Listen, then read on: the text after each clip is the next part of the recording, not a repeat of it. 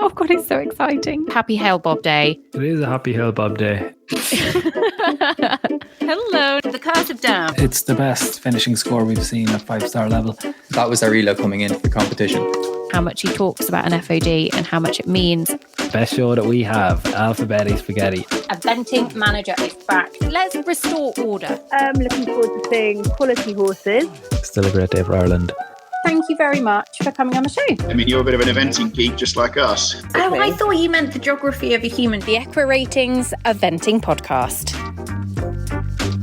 Welcome to the EquiRatings Eventing Podcast. And listeners, this is such a special show. I say that quite a lot, but this one really is so special because we are celebrating a massive milestone. Dee is with me. Dee, can you believe it? We should tell everybody why we're here.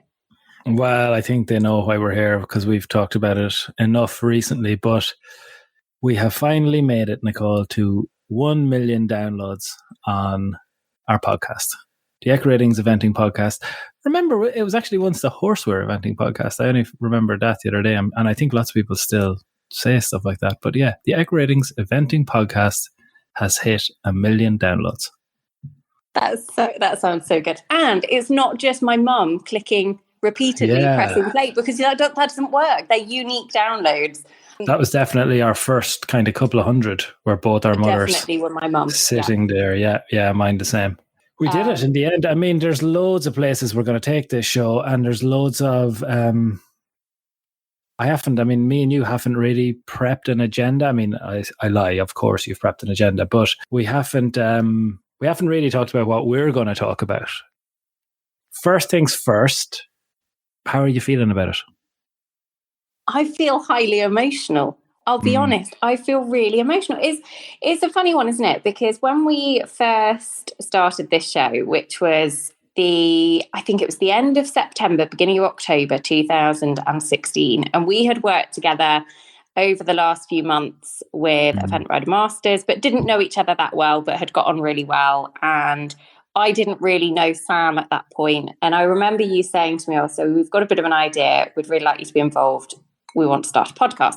And I remember thinking, what's a podcast? I've never listened to a podcast before. And little did I know that a podcast would basically take over my life.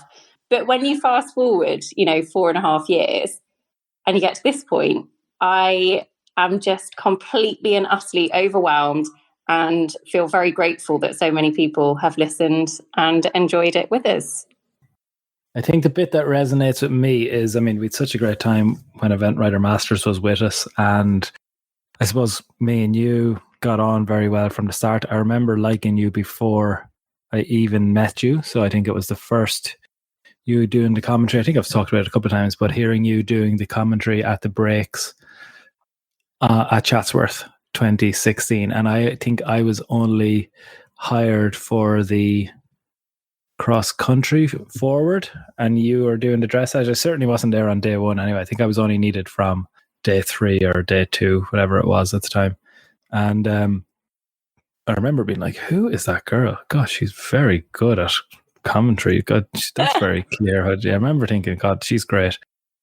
And we got on really well from the start. And actually what I think is really special, without being too emotional about it, but what I think is really special is the podcast did end up kind of taking over the last, whatever it is, 5 years, I suppose, for us.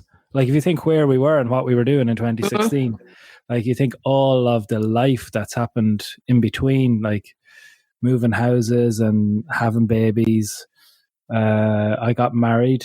Like was I with Denise then? No, I don't think I even was no. I? You were around pre-Denise. Isn't that amazing? Now I know. I remember you telling me about this girl you'd met that had the really good hair. Yeah, that was her. And then I married her. Yeah. So there was that one. I suppose what I think is so special is the journey. I mean, life takes you in funny places, and it could end up being a podcast that does it. And in this case, I think it was. And then there's like how well we've all gotten on. So, like Jenny being such a big part of the pod for so long, and then eventually getting her big job and having to leave us, and Spike, who like we'd been friends with, and Spike and Sam, I suppose in particular, were such close friends, joining the pod. and now being such a big part of it. And like, think how much we talk to Spike now, as opposed to, I mean, even for me, and I think even for Sam, like we wouldn't have talked to him nearly this much. Like we text every day. Catherine Austin the same. Like Kitty King for me was just like the queen of how to, of eventing in Britain. All the underage stuff, I always thought about Kitty and Laura. And anytime I heard about Kitty, I always, like, my head just pinged into like Persimmon and Zidante and all these things, and Cedar Land show jumping and all this kind of stuff then becomes real. And actually you get to talk to Kitty King every day, and turns out she's a great person, and she's just as normal as the rest of us, and she eats pies and goes spinning. And I suppose that bit is the kind of our little personal side, which I think means so much to me. And then the whole thing that developed, in that I think social media, Instagram, that kind of stuff, very nice and very important. I suppose important in whatever sense you want to interpret that, but nice in that. But it's always a one-way medium, really. Like, you push stuff out, and by accident. And I mean, I think the app, it's called the Flick. Is it Flick Sports? It's called now. It started as Flick Sports. We've been through versions of this app as well, but that became our first community.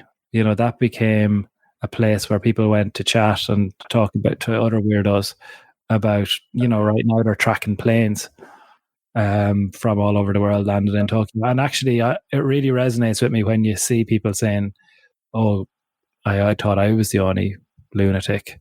But actually we're all the same. And that comes up again and again in that group, where I think people have found other like-minded people.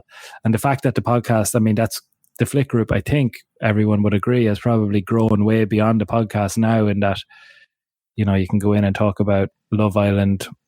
I saw Sari like Mary going in there the other day talking about, her horse getting hurt, and all of the support that you get. Like, it's a much bigger thing than the podcast, but it's a real life community, and it came from the pod. So I think for me, Knickers, the fact that, like, this weird little thing of chatting every week and then chatting it feels like every day at the moment, but chatting so regularly, actually a real community for us, for our little group of friends, and for a much bigger group happened. And I think that's only going to continue. That's the exciting bit. It doesn't go anywhere. We keep going. We keep finding a way to, the story keeps flowing along. So that's the bit for me that's so special.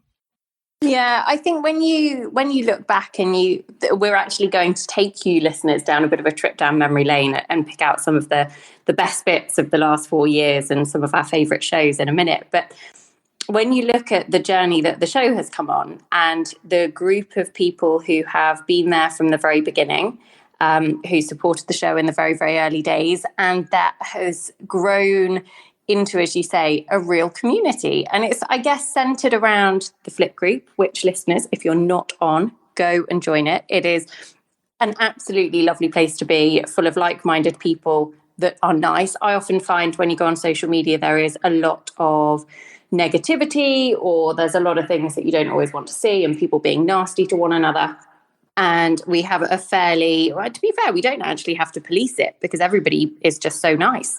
Not anymore. Not anymore. In the early days. So basically, if you can't find the app, we've listed it as private. So can't find the app, send us a message and we'll send you a private link, because basically I think you can find it. You can find it, Donickers, if you go to... It's just a bit more well hidden. It's a bit more well hidden. So you've got to go to join by group code and then type in Eventing Podcast, and it's all one word. And yes. So you can find it. If you're interested in it, you should actually, if you're listening to this pod and you're not part of it, it's well worth coming on and checking it out for a little while, but it's hidden. And why is it hidden, Nicole? Because when it was public, they put it public because it was doing so well and it had such high levels of engagement. And then we got the odd weirdo. And so my anxiety levels kind of went through the roof, and I would be waking up in the middle of the night to check Flick. So essentially... But we don't mean like a weirdo, we don't mean like a weirdo who's saying stuff like... I love horses.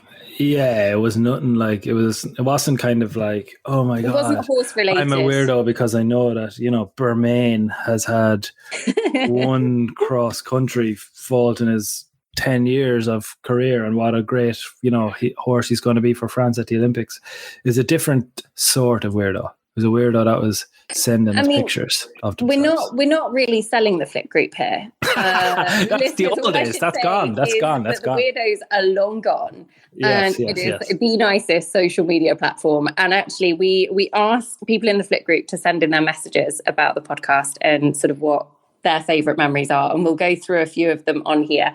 But a few that we'll just kind of dip in and out of them, I think. But I would say that a recurring theme seemed to be that it was one of the first social media platforms people would check every day. And in some cases, it was actually the only social media platform they were on and the only one that they would check because they liked it so much. So that means a lot.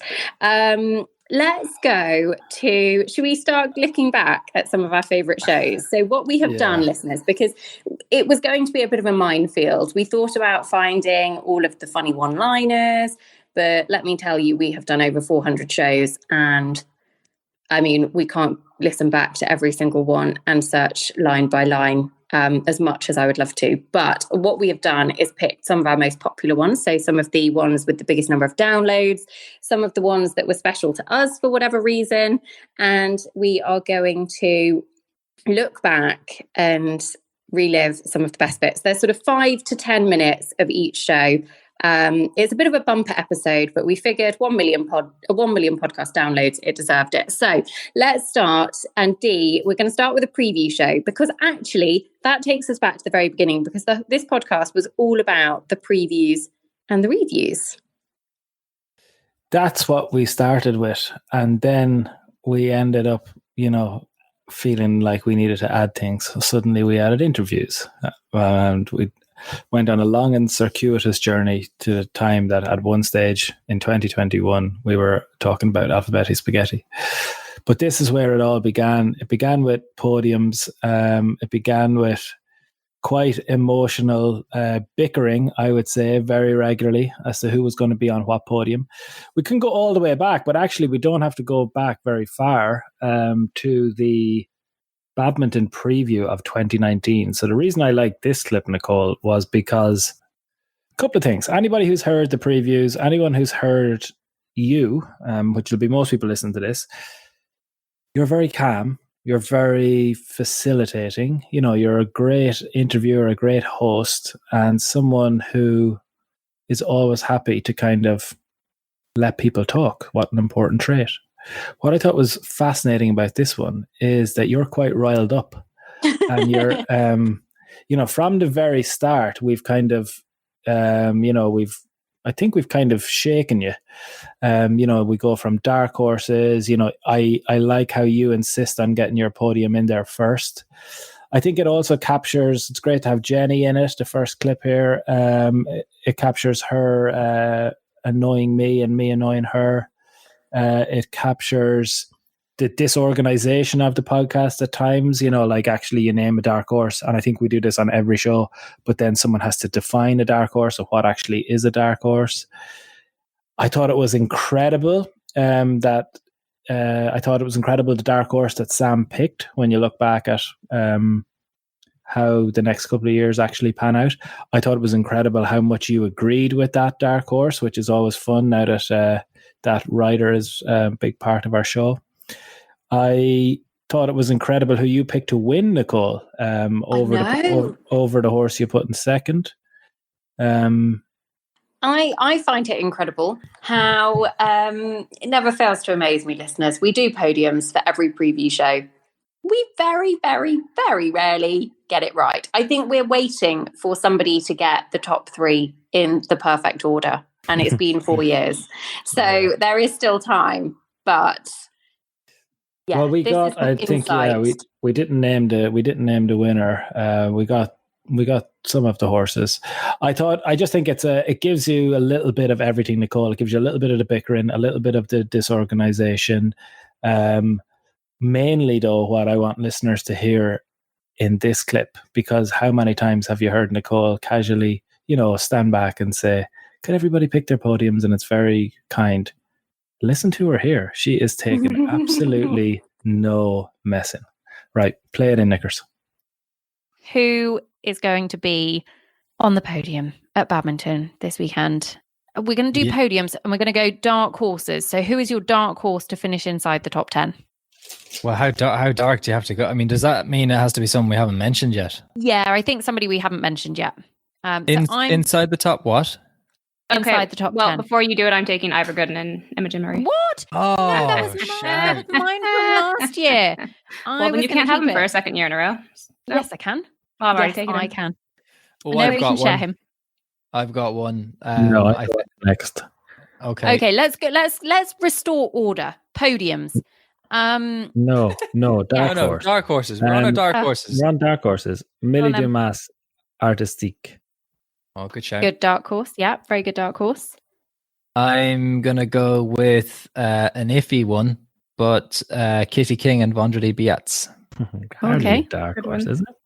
I'd say that's a fairly dark horse. No, unproven at the level. Very unproven at the level. And quirky. Yeah. Horses as well. I'm sticking with Imogen Murray, Ivor Gooden. Well, no, that's not how this works. Yes, it is. I honestly, that is my dark horse to finish it. That's why I came up with this damn category. Yeah, poor David Britnell crying in the corner. Poor Harry Much. You could have had Rumour Has It. I've been looking at Rumour Has It, actually. I don't know why that's funny. I actually don't know why that's funny. Rumour Has It. I would have a bet Rumour Has It would actually give all your dark horses a good run for its money. Rumour Has It, top level form. So Rumour Has It versus Ivor Gooden. Grudge. Yeah, Ivor Gooden will beat him. Jenny and I are going to go Ivor Gooden. Derm, you've gone Millie Dumas and Artistique. And Sam, you have gone for Vendredi Biatz, Kitty King. Right, podium time. Let's just do it. Who will be on your podiums this weekend? I'm going to throw mine in. Mine's changed. I wrote it down at the beginning of the podcast. It's changed about 10 times since we started. So if I say it now, I can't change it again. I'm going to say your winner is going to be Bulana and Nicola Wilson. In second place is going to be Ballamore Class, Oliver Townend. And in third is going to be Toledo de Cursa, Tom McEwen. And in fourth, Tina Cook, Billy Brad. Big podium. Are you going to just keep going and tell us the entire standings? No. I just wanted Tina to be, an honourable mention. Go on then. Sam, you go next. In third place is he had a rail down and he dropped to third, Oliver Town and Ballamore Class. In second, because they both finished on their dressage score, my second place and first place. But this one was just pipped in the dressage. It was Mr. Chunky and Porg McCarthy for second, and your winners, Laura Collett and Mr. Bass. Yes. Oh boy. Damn. Sorry, Porg, I'm just taking that's really hard for me now. There's two good mates. Ballamore Class, I agree, knocked a pole, and it was high drama, but it didn't drop him off the podium. It were high drama. It were high drama. Grand Slam dreams shattered. He stayed on the podium with Ballamore Class. Now, in second, I think this is tricky. I think Tim Price could sneak in there with Ringwood Skyboy. But heart over head, I'll go Chunky finishes second. I'll stick with you, pal. I think I'll go Mr. Bass to win it. So Bass win, Chunky second. Still a great day for Ireland. Ballamore Class in third. Okay, We're Jenny? identical, pal. We're identical. Yeah. Well, Twins. the data don't lie. Jenny? Oh, this is very difficult. I think that Oliver wins it with Ballamore Class. Oh. And Laura Collett and Mr. Bass second. And I'm going to say Tom McEwen and Toledo de Cursa third.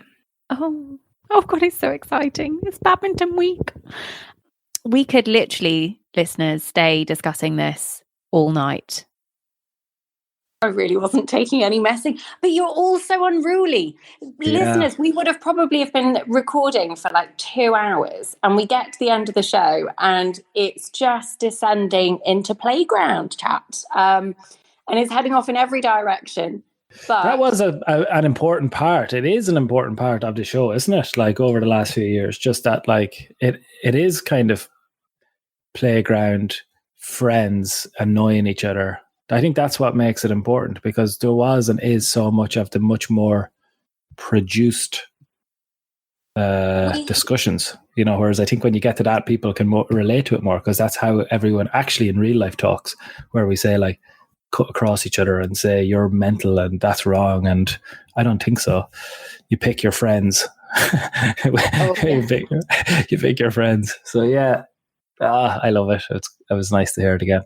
Not that long ago, actually. 2019. 2019. Like a long time ago, yeah. I have to admit, so Sari sent in a message that said she loved the raw casualness of the early days, the original Fab Four, like the podcast version of Friends. What a compliment, Sari. Derm would be Ross. Nicole has got to be Monica. I imagine she'd have 11 categories of towels. Everyday use, fancy guest, fancy guest, etc., etc., etc. And I actually thought, do you know what? That is Friends, actually. That's one thing, no matter how serious the show gets, no matter how in-depth some of our episodes are, I would like to think that we always retain that friendship and the fun side of things, because that's really important. Correct. Okay, so the preview shows, so that's the first of our clips. Now we go on to the review shows, and actually we are not going back that far. So it was the last Poe back in 2020, and it was a review 28th of October. Poe was a big week for the podcast, big couple of weeks for the podcast. And it was actually a real joy to have Laura Collett on the show after winning her 5-star. But this is the reaction, because the curse of Derm was a term that was coined on the podcast. Yeah, by you and Jenny. I think I don't know who was originally responsible. You know, we'll put it out there that it obviously doesn't exist. Wow, you've said it. I never thought you'd actually say it. Yeah. Look, this is a sport with high chance, and you know, you have an interview with Laura out at the moment, and the Tokyo Olympics are coming towards us very quickly, and someone's going to win and someone's going to lose, and it might be Laura who wins, but equally, I think it's about when you look at the actual chances, it's not that high. So you're going to get it right every so often.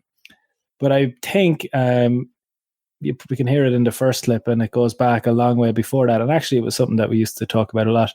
We are a group of friends. So like, we know Sam. So when he's competing, we always cheer him on. And we know Laura really well. So when she's competing, we always cheer her on. And sometimes you're not meant to have favorites or be biased. But of course, that's not real life. As long as you're a reasonable person, everybody, I think, accepts that you can have huge favorites and want them to do well. So it was such a proud, fun moment for us as friends for Laura to go and win a 5-star. And, you know, we can text her and be like, here, come on the show there, will you? And she comes on the show. So I don't make any apologies for having favorites, and I think we're all a bit like that, because I think, again, people are all right with it once you're not being ludicrous with the stats and the data and the time you spend on people. This was such a special moment for us. The curse of Derm, I think, has got to be put to bed fairly soon, because you went very strong. Whoa. Fairly soon. Well, Firstly, it never existed, because it's fun entertainment. It didn't exist in the first place, but the moment you became the Codfather, it meant that it had to stay. I just love the fact that we can call you the Codfather, and it gets such a reaction every time. But to be fair, you put London 52 up. You were very, very hot on his chances this weekend, and he absolutely delivered. How excited were you to see the manner in which he delivered? Because he finished with a record 5-star finishing score this decade, didn't he? He did. So since 2008, and I think it's probably longer. It's just we can't really confirm it on the data. So yeah, it's the best finishing score we've seen at 5-star level.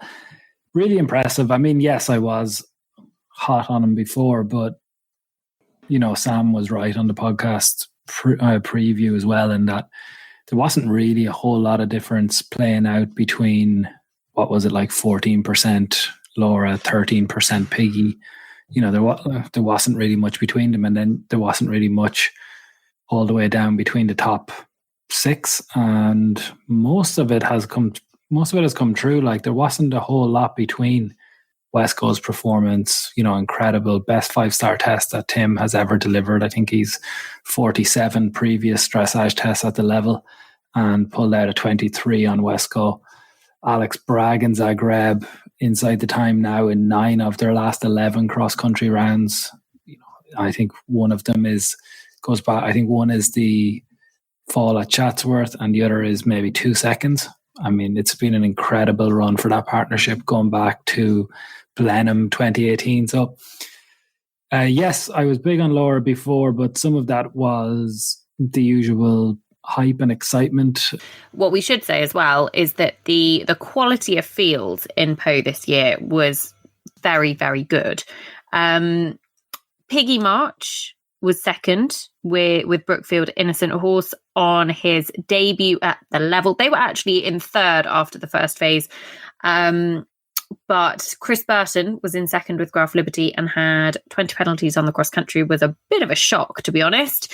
So Piggy finished in second. Brookfield Innocent, Sam, for a debut at the level, is a serious contender as well for these future British teams that we're talking about. Yeah, absolutely. This could be, it's early days, but this could be one of the best horses that Piggy's had, and with Piggy in the form that she's in, again, the two things that the first two horses are going to do is I still think they're going to improve. They are both 11-year-olds, and we've seen 16-year-olds win gold medals at Olympic Games. These horses are both going to improve. Where London, the question mark I had for London was in the last 3 minutes of that cross country course. I do think he looked a little bit tired, but but the thing is, he's going to be stronger for it. I think he is going to be better now in the last 3 minutes than he's ever been, because that was his first 5-star. And Brookfield Innocent, I wanted to see him jump on the last day, and he jumped very well on the last day. And he's shown he's a complete horse, and he's going to they are entitled to improve and get better. Whereas the horse in third, West, was probably not going to improve. I mean, amazing to see him there in a fantastic performance and a real heartwarming performance as well. But those first two are huge horses now for the British team. I think it's a big point not to overlook that Brookfield Innocent performance. Like, it's, again, you talk about the 14%, 13%, and I mean, it isn't really anything at all. So you pretty much have joint favourites. And those are what you're talking about there, Dim, with the 14% and 13% win chances of these horses going into the competition from Prediction Centre. Sorry, thank you. No, that's all right. What I mean is, like, it allows from a hype and a social media point of view, and from H&C doing kind of preview stuff, that you get to say, like, hot favourite or favourite, slight favourite going into the competition. You see Laura call it. There isn't really anything between them going in. And to be honest, there'll be huge focus on London coming out, rightly so. 5-star win on debut, sets records. But, like, Brookfield Innocent, and don't get too carried away by the position here, like, Brookfield Innocent has finished on a 22.2 into the top 10 finishing scores that we've ever seen at 5-star level as well. Also on debut. And it's also a number that's well able to go and challenge the Germans at their own game of starting on those really low scores. And position is important. There's a 15 grand difference, I think, in what they're going to take home, but also there's a 5-star win beside it. And that's a position is important. But when you're looking at this from a kind of more complete and review point of view, and you're trying to look forward to where these horses go, I don't think there's much between them. There isn't really at all, in terms of, Sam, you're talking about that potential for where they take their next step. I don't think the 1 and the 2 make any difference here. Brookfield Innocent has just finished on a 22.2 in his first 5-star and is, getting all of the plaudits from at home as well, in terms of everything that we're hearing coming out of Piggy's camp.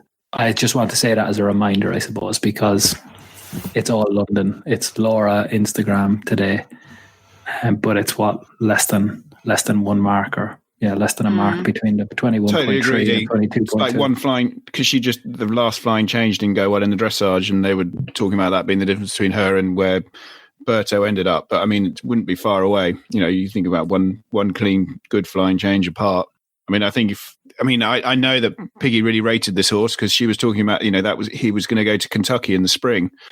And I can't remember if we mentioned it in the winter, but I mean, I always thought, after seeing it at Blenheim last year, I figured it would potentially go and win Kentucky in the spring, and it's now not far away in the autumn and come second at Poe.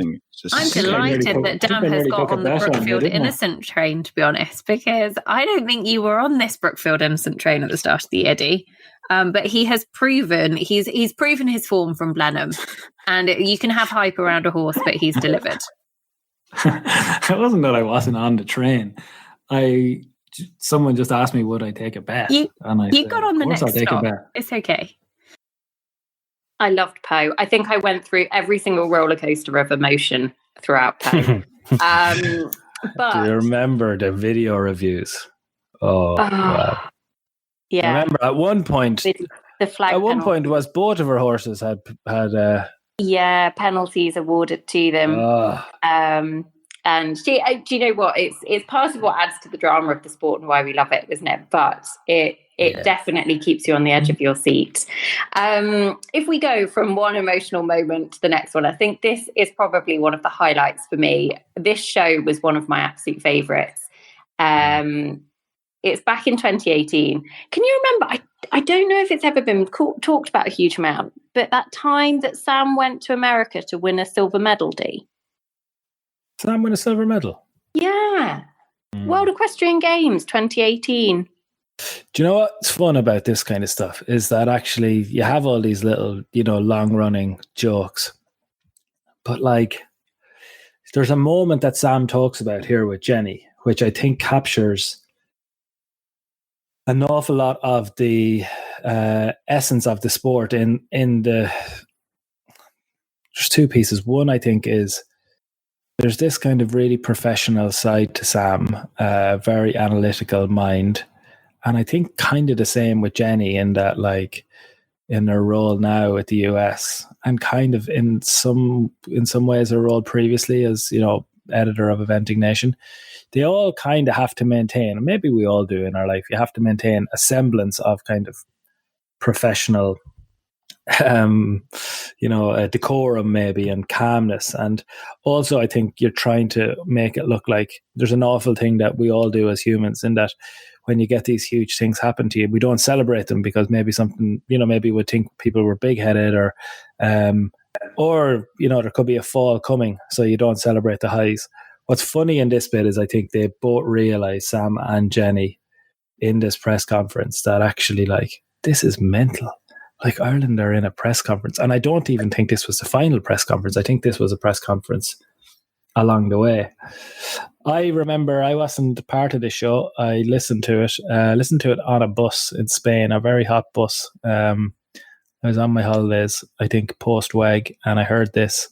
And absolutely, Nicole. I think one of your best interviews, the pair of you, yourself and Jenny. Very special. Brilliant. It's not just your good day. It's not just your bad day. It's your teammate's good day. It's your teammate's bad day. That you could have a really good day and they could have a bad day, and vice versa. It's got to be a pretty different mindset, Sam, to just you competing at Le Moulin as an individual. Yeah, I mean, the trick is to not let that get to you, but there's no doubt about it, particularly when it's over. So if it's gone wrong, after that last US show jumping around and they've not qualified for the Olympics, it isn't okay, we'll just pack up and reroute to another event. It's not like I've had a run out at Fence 5 at Burley, I'll just go to Blenheim next week. And it's not just you, I'll smooth it over with the owner and da-da-da. This is everyone associated with Team Ireland eventing or Team USA eventing. This was our chance. This is the World Games that come around every 4 years. This is the only chance we have for the next 12 months to get qualified for the Olympics. It's a big thing from the country. And you realize that we could have spent the next 12 months being probably the first sport for our country to be qualified for Tokyo. Like that's one of the bonuses. So that's one of the big things that comes out of it for us. So that's probably going to increase our government funding possibly by like 25-30%. It puts us on the map. It puts us on the news, mainstream news. Like suddenly, these are all things that you don't get just as you as an individual competing at a 4-star or a 3-star. It is way bigger than you. And I think that's what's quite unique about it. And I think that's what we get better at dealing with. I had like my past 2010 at the World Games in Kentucky, Ireland was in 6th place. And then between myself and Jeff Curran, we managed to I had 4 down, Jeff had 5 down. So between us, we managed to knock 9 rails between the two of us. And that kicked us out. I mean, that was just such a bad day personally, but it cost our country the Olympic qualification, which is a whole year of waiting and a huge lack of funding, and that weighs pretty heavy. So yeah, it's different. We talked about that a little bit on one of the review podcasts, and I think in particular, having sort of been your best friend through a lot of years, let's be honest, and he had kind of lived that with you. Were you thinking about that at all, that things hadn't gone to plan in 2010, 2014 when you went into the show jumping? No, this time, no. 4 years ago, I was hoping it wouldn't happen again. And that's a terrible place to be. And hope is a terrible thing because, you know, it's all sort of, once you start hoping for stuff, it's sort of out of your control. You're surrendering control on it, because things like hope and luck, you can't really control those. So that was my big mistake 4 years ago when I was in France. But the last 4 years, I've jumped so many clear rounds. I've worked hard at it, and I've worked hard to put myself in a situation whereby I can't not be comfortable when I go in that ring. Like every track I've ridden for the last year except Le Moulin, I've gone in there and been like, this is too small. And that includes WEG in the show jumping. And I was never a show jumper. I never had any background, and it was my weak phase. But we're talking 8 years to get that right, probably 7 years, because the last year I'd say I've just been very, very comfortable. So I was able to go in there. I completely accept that I could have 2 down, I could have 1 down, I could have 3 down, I could jump a clear round. I accept that all of those are possible, and that takes a lot of pressure off. But I know that if I have 2 down, there'll possibly be things that I've let go. So I have to focus on those things. I've got to focus on having that good canter, being good through my turns. And I trust my eye now. I work so hard on my accuracy at home. That's really just the focus of my show jumping training, is to be accurate. And then the rest of it really does take care of itself. I obviously need to look after my straightness a little bit more. I nearly took down that last part of the treble with my right foot. I think you nearly took Jenny and I with you, to be honest. Can we talk about that clear round? Because it was a beautiful moment. The man who always talks about finishing on his dressage score and the mythical FOD, that you did it at a World Equestrian Game. Yeah, I mean, look after the little things, and then the big things and the history things, they all just look after themselves. This is a pretty special horse. He's got a very special story behind him as well. The fact that I bought him over the phone, and he arrived, and then we sold him, and then Belinda Keir, who bought him from us, the whole Keir family, Annie, who rode him, they picked up the phone 2 years ago and said, would you like another go with Ben? And it's just been an amazing 2 years since then. He's got a lot of nerves. He's a very, very nervous horse, and that's why he sort of darts right on us quite a lot. And he has been quite tense in the show jumping. But what he is he's careful, and he's got ability, so he can jump. And I really thought he was unlucky in Le Moulin. He ended up with 2 down just because he sort of spooked going into the treble, and it really just one moment cost him 2 rails. I was really, really gutted at the time, not because of the 8 faults, but I just felt like one mistake had cost me 8 penalties, which is really expensive. And I felt he definitely had a clear round in him. And when I walked the course, I thought this was made for me. It was, the combination was off a right turn rather than a left turn. He's a little bit more vulnerable off a left turn because he's falling out and loses a bit of power. When he's falling in, I can use my inside leg a little bit more, which sort of keeps the power. It was made for him, and I actually enjoyed it. I was thinking throughout the round, I did get my one bit of luck in that combination. My foot is still bruised.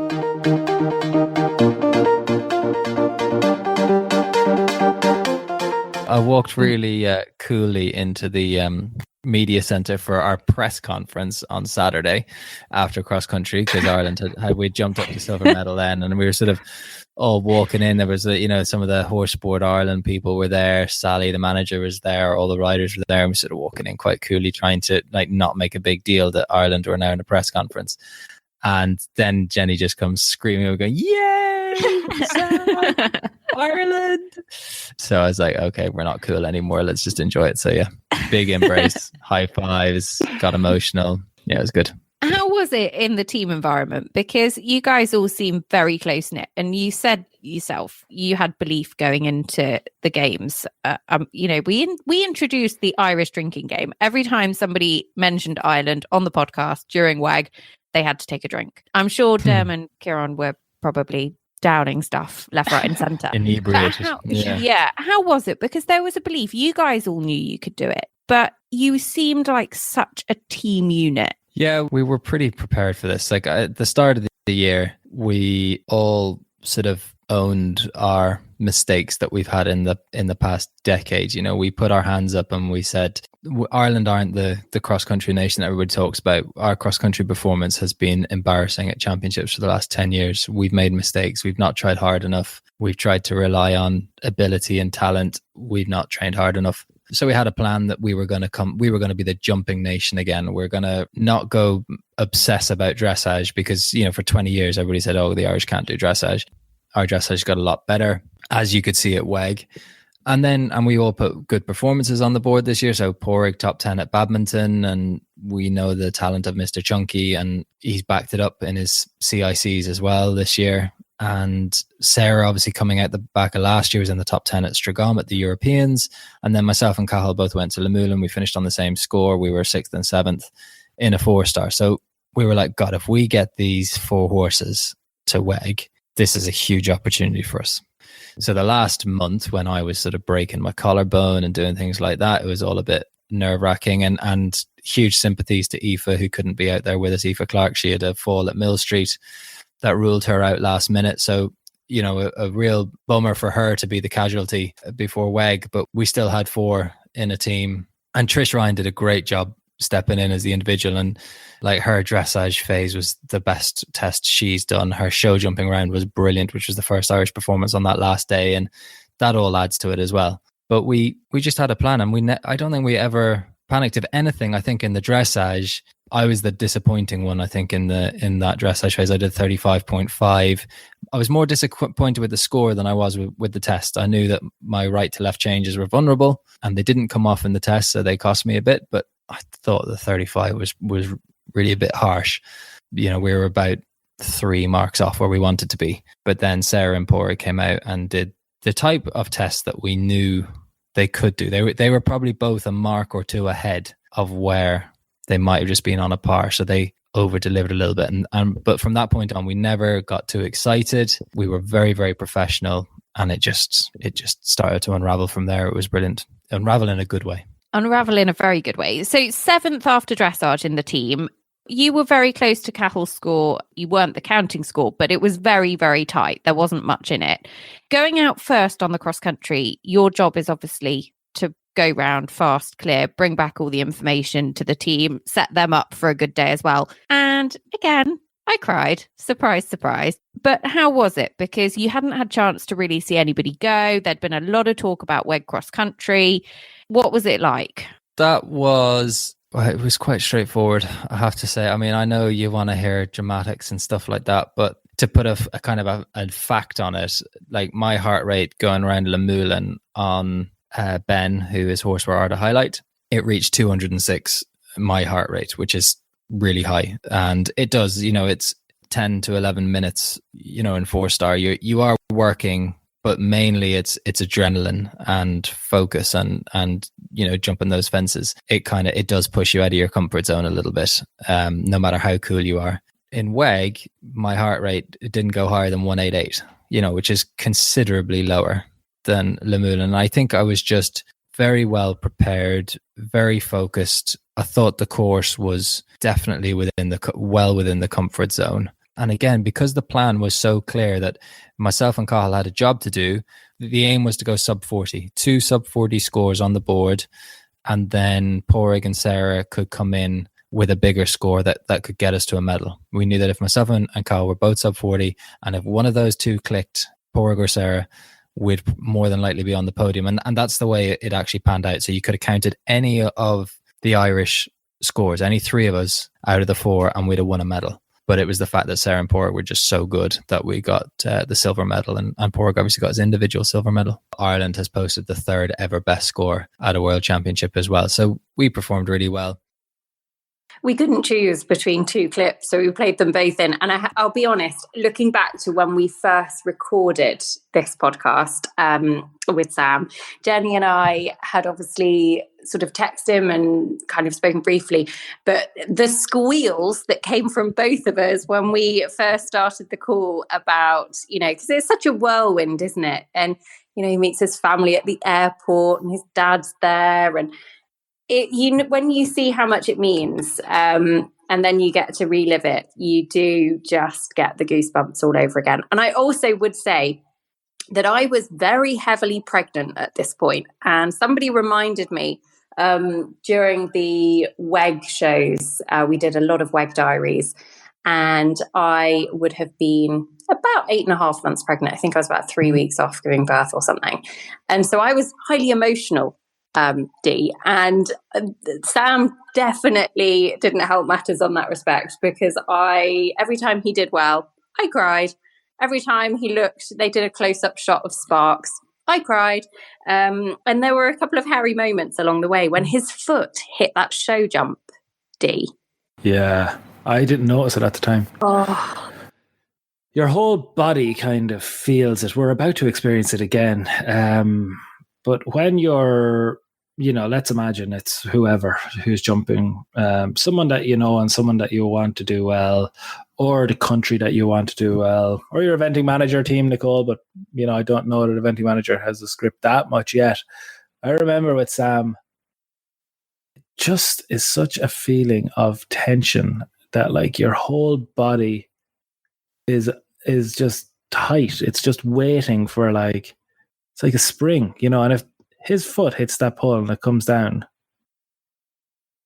or it stays up, like, what are we like? That is so millimeter stuff, less. And it just controls and, dominates your whole, the next few years of your life. Think about how many times have I talked about Roz and Ingrid, like Roz becoming a world champion on millimeters, and Michael Young's story beginning in 2012, and Sarah Algerson Osholtz, not winning the gold back at London. And look, it's a fabulous sport of very, very fine margins. So being able to kind of capture some of that, being able to feel it as friends, being able to have someone who comes on and talks about it. What I liked about those clips, he talks about it in a very analytical sense, but he also can't stop himself kind of bringing in just the human piece as well. I think it just kind of comes in a little bit at different times, and then he kind of reminds himself, no, this is all process. This is all, just part of the way that we always work, and this is how it works. And then every so often back in, your excitement and Jenny's excitement, I think, rubs off on him. There's a bit coming up later in this show with a clip from another show that looks back at Sam's WEG as well, and the emotion in there. Listeners, just giving you a 20-30 minute warning. I'm not sure how far off it'll be. Just brace yourselves. It's coming and you'll love it just as much as we do. Okay, from the seriousness of, Sam winning a silver medal and the World Equestrian Games and our coverage, which I would say that the World Equestrian Games in 2018 was the podcast's first big coverage of an event. We did diaries. We had Tom Carlile, Kieran Glim as part of the show as well, and did daily updates, daily reaction shows, and it was a huge sort of turning point for the podcast as well, which was good to look back on. But from the seriousness of, full-on event reporting and analytics, let's go to the best show we have, Alphabetti Spaghetti. The level of madness that this show has taken us to over the years, since it was first introduced, Dee came up with this podcast idea, and I remember him going like, I've got a great idea. We're going to talk about all things beginning with certain letters of the alphabet. And then it has grown and evolved to something that you described, Dee, as for the dregs of our listenership. But considering most of our listenership actually loves Alphabetti Spaghetti, I'm not entirely sure what that says about all of us. Yes, Alphabetti Spaghetti. What and where should we start? Firstly, thank you to all the loyal Alphabetti fans out there who keep it, who we have lots of people who've texted in or been part of the Flick group who've said, oh God, yeah, all those insights from Sam and, those wonderful interviews from Nicole, they're great. They're great. But what I would like to talk about is, vegetables and other stuff. It's been a great, fun show. And I think it's important that, what we wanted to capture when we started the pod was, of course, all the previews and all the reviews. And actually, that was the main thing. The context. We felt that there was no previews done really in the sport to build excitement and to help people connect to a competition. So that's how it started. But part of any kind of form of communication and again, group of friends is about knowing the people that you're talking to. And it's not always, you don't agree. You don't have to agree with everything that anyone says. And social media, I suppose, has made this easier. But I don't think we could really, as EquiRatings or as Eventing Podcast, when we're trying to get sponsors, I don't think we could really be going on there every day doing videos about wild stuff that comes out in Alphabetti, or you wouldn't really get the opportunity to tell those kind of backstories about different people and different things. So that was really what I wanted to capture with Alphabetti, which was a chance to just take a breath and say, here, let's talk about whatever. Now, what clip, Nicole, could you ever take from Alphabetti? I actually sat this one totally out. I wanted to see what you guys came up with because there's been some moments. We actually have gone for a recent one.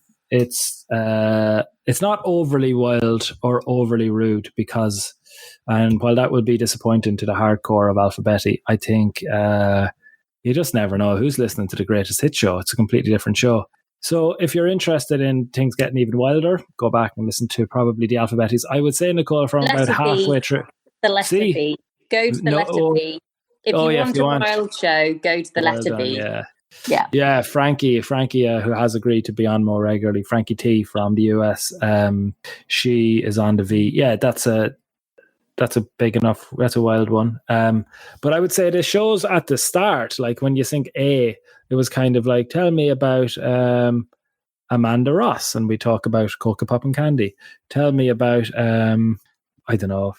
The Bs, there were loads of Bs. All of the big events begin with B. Yeah, Burley and badminton and Blenheim. And we spent, then we got to C, and we were talking about Chatsworth, and we were talking about, I don't know, but I'd say by the time we got to F or somewhere around there, we brought in the no eventing rule. I started getting a bit tired talking about eventing on all the shows. So I'd say somewhere around the EFG, maybe things took a turn, and Alphabetti, I'd say, got a bit wilder and, in my opinion, better. So thank you to all the Alphabetti fans. This is a clip. And while I say it's not wild, it ends up, I think, with Nicole suggesting that a young friend, a young nephew of mine, tore the leg off a teddy and put it down his pants. So it's not to take to nursery. Yeah, I'm just saying. When COVID times, there was context. There was context, listeners. It's not that tame either. There's a couple of places that it goes. Spike talks about a relationship in the bin. Again, I thought what's really nice about that is when you hear Spike becoming the nicest man in eventing and that reputation that he's kind of painted for himself. I think it's wonderful to kind of get an insight into the other side of Spike, which is, when that girl at the time needed him, what he provided was a teddy and packed her off to the other side of the world. And I don't know. I think it's always important to listen to both sides of the story. So yeah, Alphabetti, great show. And thanks to all the people who support it. And of course to the sponsors who support it. Can we say one thing about the sponsors, Nicole? We'll do it after this clip. I think that, yeah, they deserve they deserve all the coverage to get. Yeah, 100%. teddy bear. Have you still got one? Have you still got any childhood teddy bears? Did you have a teddy bear growing up, Spike, that you were attached to? And if you do, what was its name? Tell us about the teddy. So yeah, I did have one, but it disappeared with quite a tragic story, actually, with an ex-girlfriend of mine. But yeah, probably shouldn't go on about it. No, just tell us the story. I'd be interested in that now. Like, that'd be the kind of miserable start to an Alphabetti Spaghetti that I'd enjoy. You don't have to name any names or any details, right? But like, so how bad a situation is it? So she ended up going to America for some rehabilitation, and therefore felt that she needed some support, and therefore me, being a really understanding boyfriend at the time, decided that she needed the support in the shape of my childhood teddy bear. Oh my God, that's pathetic. I presume she meant you should go with her. And there you I wasn't going to go to Arizona for 3 years. I know, but that's good. That's funny. You were like, oh, here's a teddy instead. When you said tragic, I think the tragic thing was your lack of compassion. Anyway. Nicole, have you got any teddy bears? Yeah, do you know what I do, actually? I will find a picture, because he's at home now. I will find a picture and put it in the Flick group when this show goes out. So if anybody wants to see Honey, my little dog that I had when I was very small, they're very welcome to go and take a look at the Flick group. But he's a little dog, he's brown, and anyway, he's actually aged fairly well. So I'm 31 and I've had him for all of my life that I can remember. Obviously, in later years, he, is just at home and sort of doesn't come into bed with me or anything. Not that I have to clarify that. But anyway, the other day... you did. Thanks for clarifying that. The other day, Toby found him and he opened a drawer and he found this teddy, and Toby loves his teddies. He's 2.5 and he has a real collection of different teddies that he really likes. And he decided he was going to claim him and he wanted him to be his next new teddy. But I was like, no, he's my teddy. You can't have him. He's mine. Anyway, the bad person that I am took the teddy off the 2.5-year-old and went and gave him a cuddle and put him back in a safe place. Yeah, I think everybody has an attachment like that. Catherine, have you a Honey that you do or don't take to bed with you? Well, I have a Percy, actually. So my grandfather gave me a sort of stuffed toy dog the day I was born, and yeah, he's still around. He's called Percy. He doesn't really look like a dog anymore, and he's been repaired quite a lot over the years and has been through the washing machine and had various unfortunate things happen to him, but he's still around. I could make you all feel sorry for me by saying he is the only man that shares my bed, but he doesn't actually share my bed. That would be a lie. That would be a lie. I mean, that's taking this conversation to a whole different level. Well, it's What's the name quite of badly, so it can finish badly. What's the name of the fella in Arizona, Spike? What, the name of the... Sorry. The teddy. Wow. I think you just outed me on Alphabetti. What's the name of the teddy? The teddy was called Puppy. I had him and I had him from when I was very, very young, and all I can remember. And there was this one time we went on a family holiday to Spain, and I thought I'd forgotten him, but my parents had packed him. But when he arrived where we were in Spain, I was led to believe that he'd swum all the way to Spain. Unreal. So cute. We had a few bad incidents with my sister now. I've talked about my sister before. I don't know if I've talked about her on this show, but she was quite a nervous youth. She was like the kind of at home, sitting beside my ma with her inhalers, that type of kind of wheezy child. And she had a little dog that she was very attached to, like very, very attached to. Obviously, we lost the dog, or she lost the dog somewhere on her holidays. And we had a replacement dog lined up that wasn't quite the same. Nickers, have you had to kind of buy double teddies? Yeah, I'm not going to lie. So I was adamant that Toby was not going to have favourite teddies. And so I bought him a collection and sort of rotate them in and out and all the rest of it, blah, blah, blah, blah. Well, the joke is on me because he absolutely does have favourite teddies, and he now has about 5. And I even paid way over the odds for a replacement one. I could tell he has one called, it's actually a monkey, but he calls it Dog Dog. And which always gets a few strange looks because it's very clearly a monkey. But anyway, it was starting to look a bit weathered. So I thought I'm going to try and find another one just in case something happens to this one. So I found one on eBay, which obviously looked a lot more new, paid like 30 odd quid for this. Like Oliver was horrified. But anyway, I did it and it totally ripped off by some person that obviously thought I was some desperate mother, which I am. And it arrived and now the joke is on me because he loves them both equally. But he's, so he's got like 5 and he has to have all 5. And they've all got names and he loves them all. It's very cute, but I dread the day that one of them, goes missing or something. Yeah, I bought a load of the same one now. I must say, just keep buying it, little sheep. Have them all lined up in the press. I'll tell you the most heartbreaking thing I ever heard. Denise's sister, Denise, my wife, her sister, she has a baby. He's about 3 now. She has a few of them now, but the oldest one is 3. And he has a, what's he called? Mr. Bunny, he's called. And anyway, Mr. Bunny and Daniel, they go everywhere together, this little pair. Drags them up and down the farm, brings them to school, all the rest. Mr. Bunny goes everywhere. Anyway, when COVID came along, they kept the play school open for a while, but they weren't allowed to bring in any toys from home. And so obviously this is a fairly serious thing to happen. Anyway, they were basically, he was crying every morning going in and, they'd have to bring Mr. Bunny to the door to meet him when he came out, this kind of stuff. And then recently, a few weeks ago, they found Mr. Bunny with one of his legs ripped off. Everyone was like, oh my God, Mr. Bunny's leg. Is the child all right? Like, what's happening? And Denise's mother, this child's granny, went to sew the leg back on. And the child, Daniel, went mentally, said, do not sew that leg back on. He didn't say that. The speech wouldn't be as good as that, but he just, cried and said, don't sew it on. So they were watching him to see what was going on. Do you know what he was doing? Because putting it down his pants. What? That is a 3-year-old boy we're talking about. What's put it down his pants and take it in, like down his trousers, I mean. No, God almighty. No. You only a little baby. No, do you know what he was doing?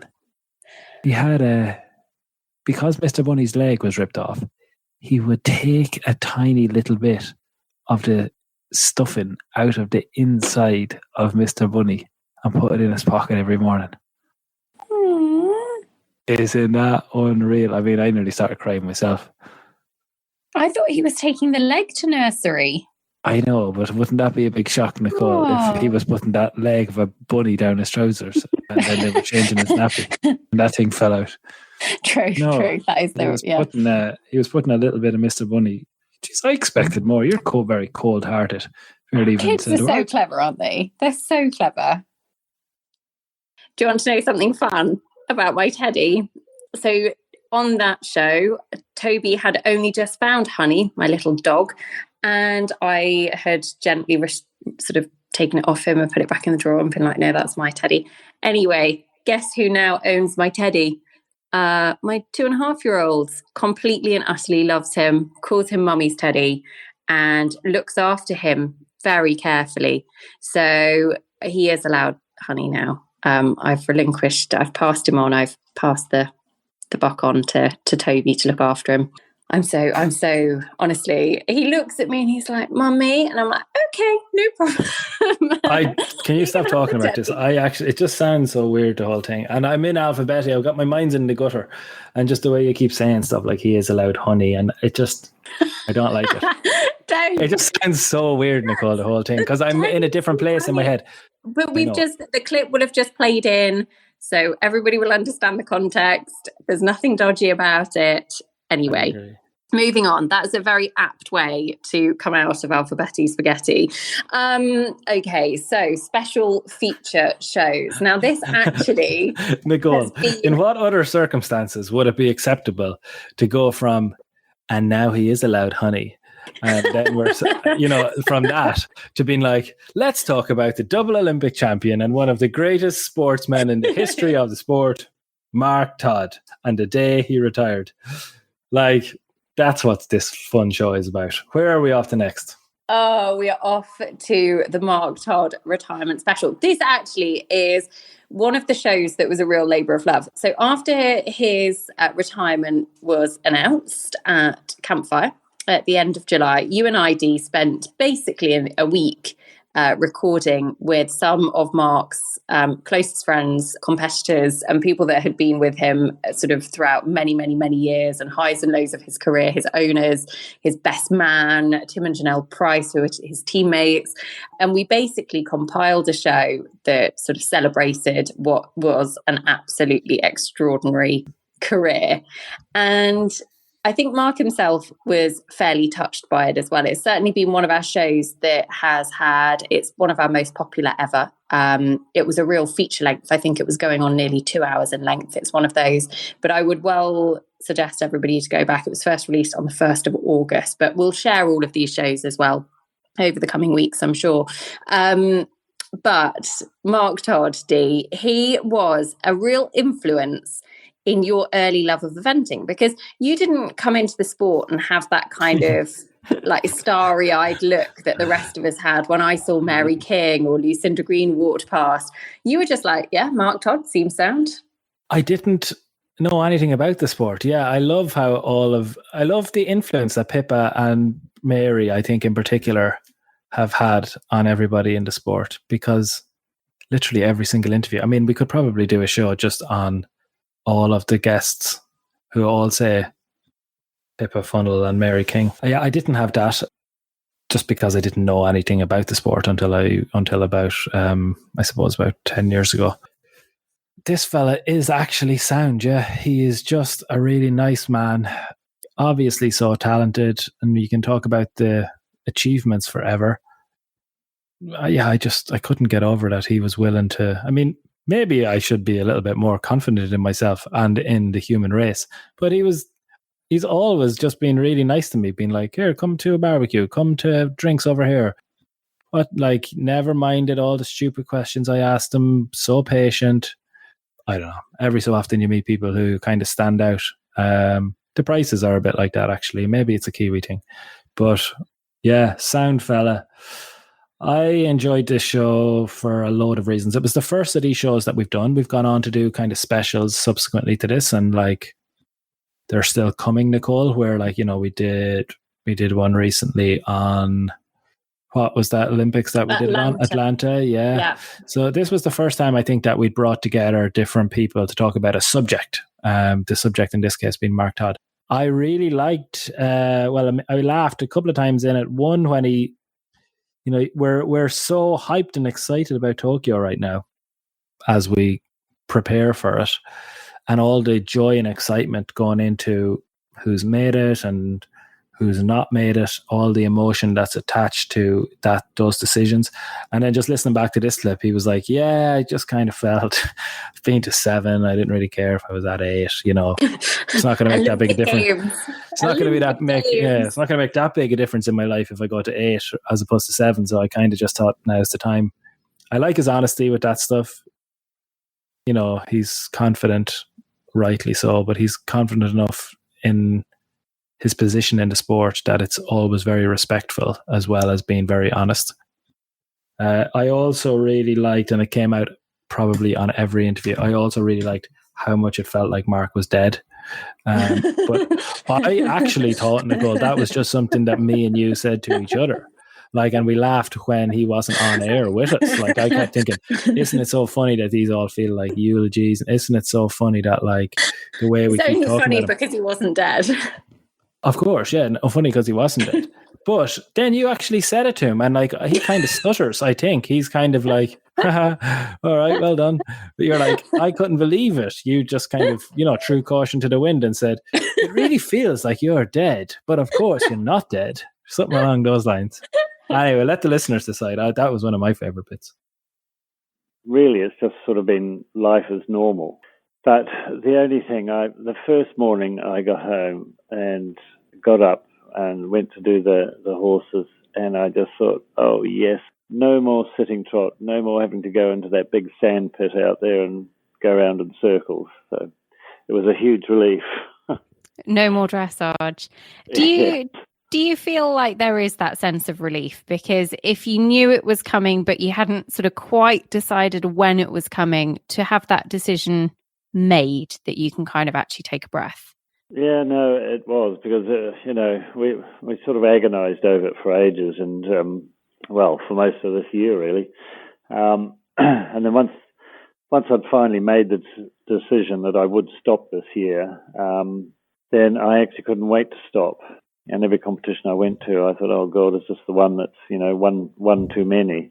So, and then when Campfire came up, which was sort of fairly late, deciding to go there and take all the horses there, and they were doing a Nations Cup, it seemed a fitting end. And really, I would have stopped no matter what had happened. But, for the New Zealand team to win the Nations Cup, it wasn't quite an Olympic medal, but any win's a good win. It seemed it was the perfect time to finish. I think, Nicole, on the New Zealand point, I think it's a really interesting one, because it has been a big part of the show in terms of people that we've spoken to, and even going back to the 78 games, Mark, one of the things that's come across in terms of, I guess in what people have been saying, and in terms of, I know it's difficult to talk about yourself in terms of a legacy, but certainly one of the things which has come across really strongly is that, that initial move from, I think, Jörg Zindel's yard to get to a World Equestrian Games. Of all of the Kiwi riders who have followed, a huge amount have credited that initial breakthrough from you, and normalizing eventing and normalizing success and making it feel like something they could do. How proud of you or how proud are you, I should say, of everything which has followed you from a New Zealand point of view in eventing? Well, when you do the sport, you don't do it thinking about what sort of legacy you're leaving behind. You do it hoping to do the best you can, and there was 5 of us that went to the 78 World Championships straight out of New Zealand, and green as you like.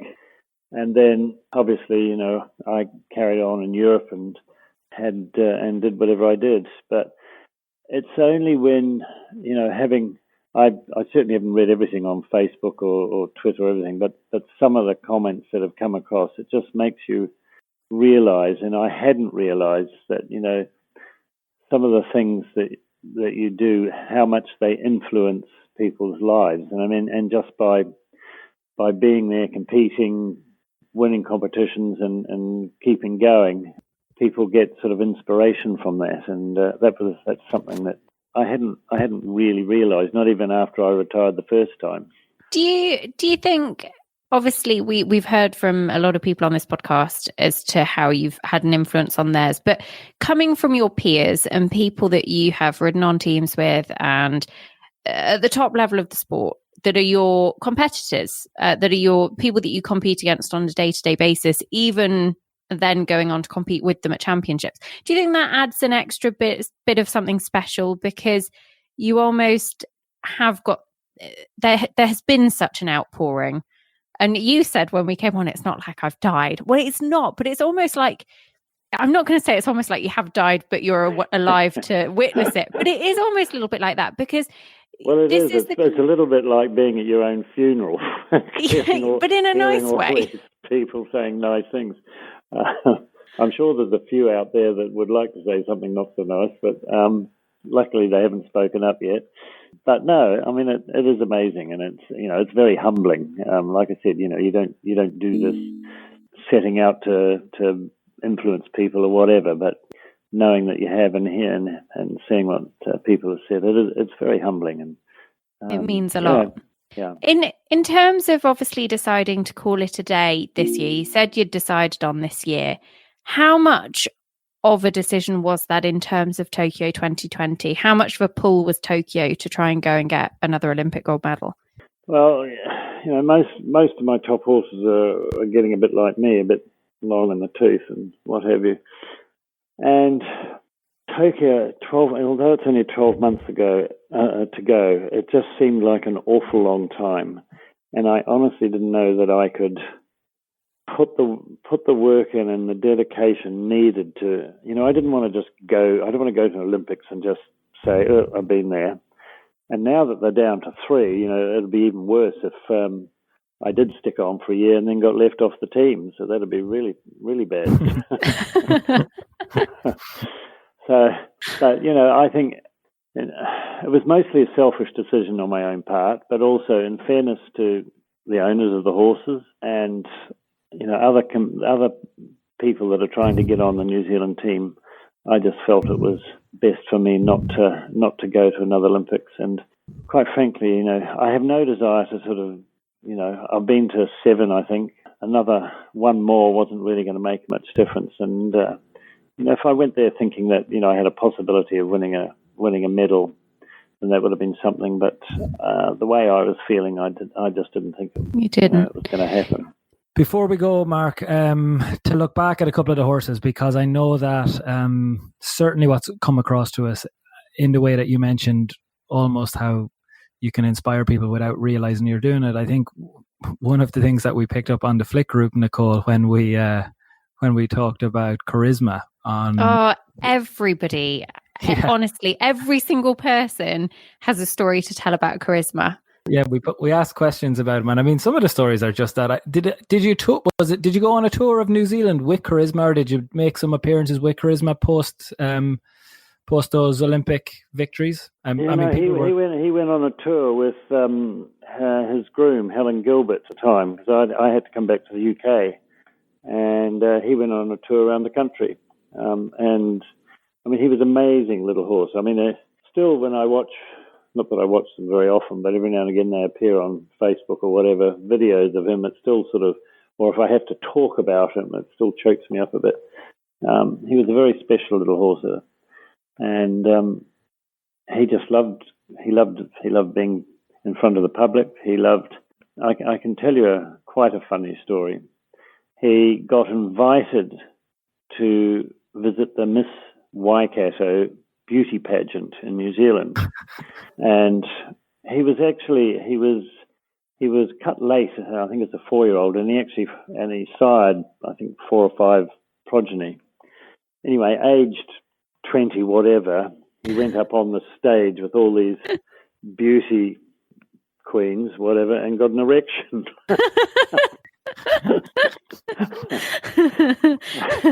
Life in the old boy, yes. All girls were blushing all over.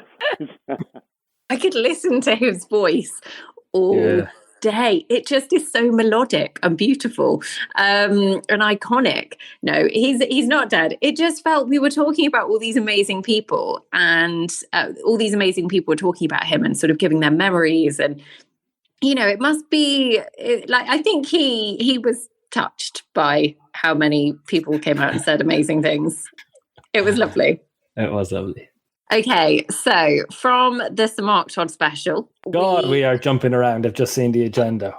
Wow. We're literally flying about all over the place here, listeners. So and there was no rhyme and reason to the order in which these clips went. We just kind of picked a load of our favourite clips and kind of jumbled them up a bit. Greatness comes in many forms, Nicole. And it does. And from the double Olympic champions. 1, 2, 3. We've got about 4 more clips coming your way, listeners. So the next one was a grassroots and amateur special, which actually you guys had been saying for a little while that you wanted to do something where we focused on amateur riders and sort of people competing at the lower levels of the sport, grassroots. And it's something that we will do more of in the next few years as well. It's absolutely going to be a focus.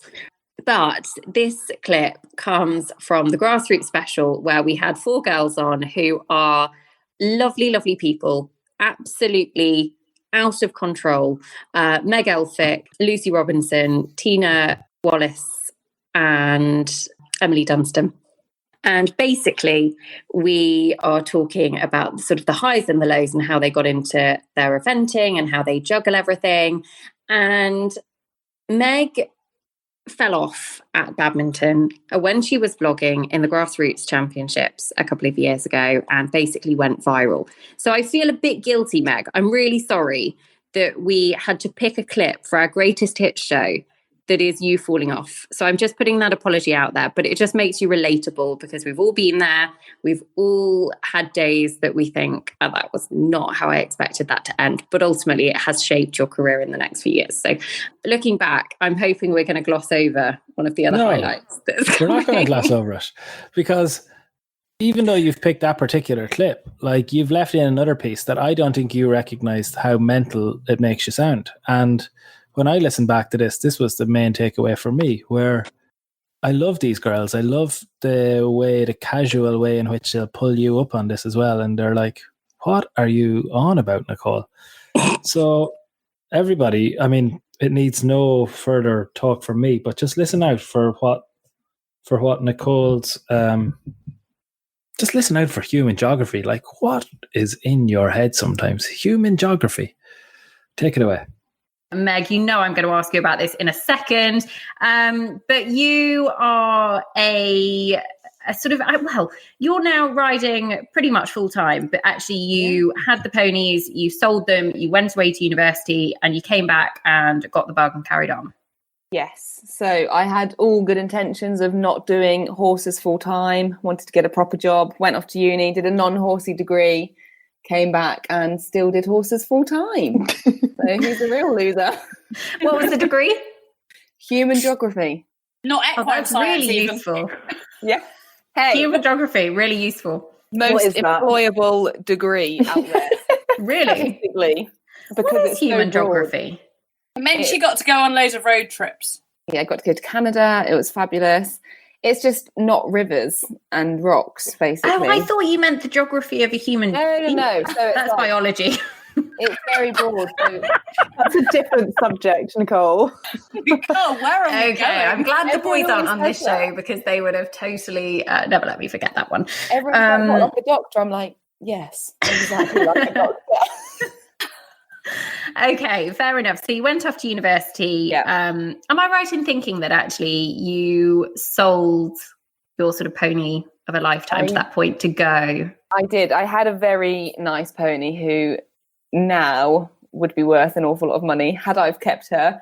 But I didn't want to get loads of student debt, so I didn't want to take out too many loans. So I decided to sell her in order to fund going to uni. But yeah, I do kind of wish I'd kept her and paid off the debt after uni. It's a very mature decision, to be fair. And now you actually have to buy, produce and sell a little bit as well to sort of fund your eventing as such. Is that right? Yes. Yeah. So that is, I guess, my job description, but it's kind of like social media and pony producing is kind of like neck and neck at the minute. But I'm trying to do both because I love them both. So I'll see how that goes. But yeah, that's what I do. I try to buy either youngsters or ones that have perhaps had a bit of a problem or a bit of a late start, so you can get them a bit cheaper and then produce them and sell them on. Talk to me about the social media side of things, because actually it's something that has grown enormously in the sport. And Tina was on the show, as I said, a few weeks ago, and we spoke about the highs and the lows and the good things and the bad things. But how did you actually start getting into it? Because I mean, I think you have something nearly 50,000 followers on Instagram. I think you had something like nearly 4 million views on YouTube or something mad. Good grief. Yeah, Sure? so it's a lot. But how did you actually start documenting your journey of just highs and lows? Well, I can see Tina looking doe-eyed at me right now because she loves this story. So when I was at uni, I wasn't seeing the horses loads. I was like on the riding teams and stuff, but obviously I was up in Liverpool and the horses were about 4 hours from me, so I didn't see them every week. So I was a bit down. I would go onto YouTube, watch some Life on the Left Rein vlogs, basically live through Tina and Emily as they were out eventing and doing fun things. And I always used to think like, oh, like I could do that. Like I'd love to do that. But I never really had the confidence to do it until I qualified for badminton. And I started applying for some sponsorships, and I got a sponsorship with Shires Equestrian, which was amazing. But part of their criteria was that I had to vlog in the months leading up to badminton. So that's how it started. I did that, and then I just carried it on afterwards. But it was inspired by Tina and Emily. Inspired by Tina and Emily. I can clip that bit of this podcast for you two if you would like. We might need to use that at a later time. You can use it as a ringtone or something. But Meg, in terms of your badminton experience, actually that I think is a really important point, because I think everybody talks about on social media all of the good things that happen and when everything goes to plan, and sings about all of the successes, which is great, obviously. Yes. But actually, one of the reasons for doing this show is we want it to be very real. And your badminton experience didn't quite go to plan when you qualified for the Mitsubishi Motors Cup. No. But actually, people loved it that you fell off, if that doesn't sound too horrible. Let's say it straight away. But we're going to talk about the dressage first. Jeez. I mean, you can talk about the dressage. Did you get a sub 30, Meg? Yes. Top 10 after dressage, thank you. That's so good. 150 competitors. Thank you. That is pretty impressive at badminton. Take your wins where you can. How did the show jumping go, Meg? Oh, I had a pole. It was my fault. You didn't retire afterwards. You wanted to ride on the prestigious turf. Wanted to hit that turf with my bum.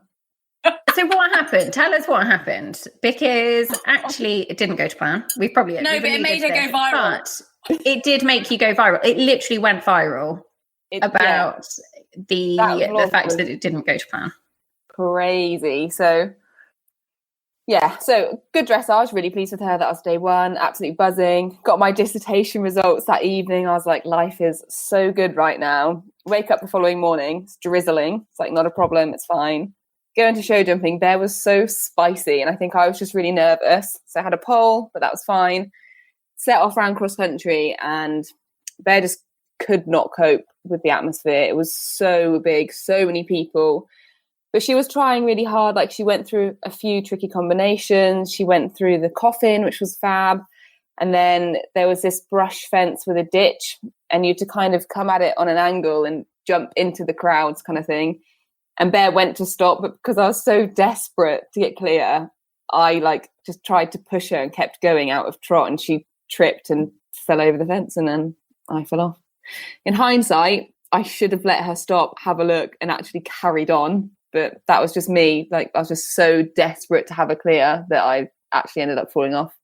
I don't have an excuse. I cannot even explain myself. I'm sorry. I'm sorry if I've disappointed you. And I will try and do better. I would say that's why we love you, Nicole. You're kind of, the way you just come out with whatever is in there at the time and don't edit it out, and actually include it all in a greatest hit show so we can listen to it again.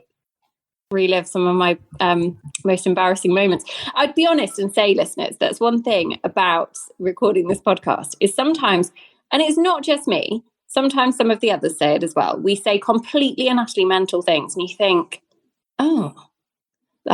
I didn't really mean it like that, or it just comes out and it's going to be saved for, posterity.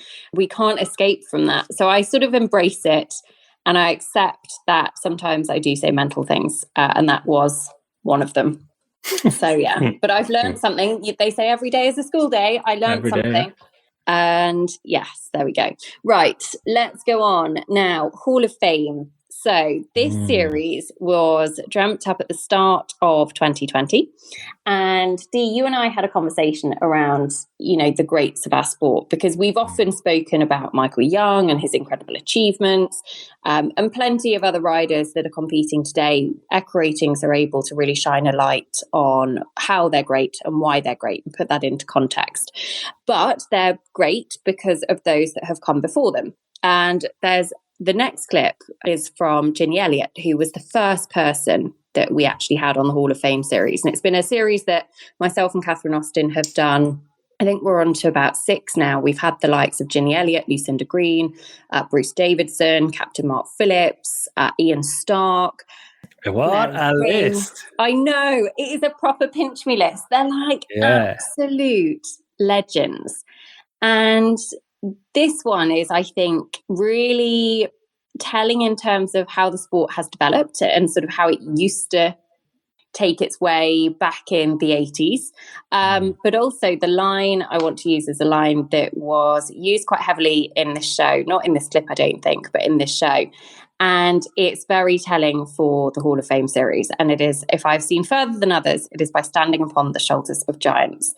And I love it. I just think it's so apt. There are so many incredible people in the sport. We've heard from Mark Todd on this show, but, you know, just a few of those that I've mentioned, they've all had incredible stories. They've all done things that other people haven't done or have done it in a different way. And so the Hall of Fame series is all about shining a light on those. And Catherine and I love going off and sort of digging into the archives and finding out and reliving some of these incredible, awesome riders. If we talk about Priceless and Nightcap for a second, because you speak about how you bought them both as 4-year-olds, so they were produced at a time where you were buying and selling to make ends meet. Were they ever at risk of being sold, or were they very much the ones that you knew that you wanted to keep? Well, actually, Priceless, he was, well, how old was he?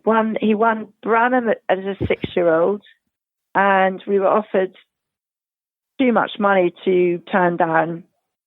And I promise you, I was beside myself. Anyway, the vet came to vet him and walked in the door and said, he's too back at the knee, he's not suitable, and walked away.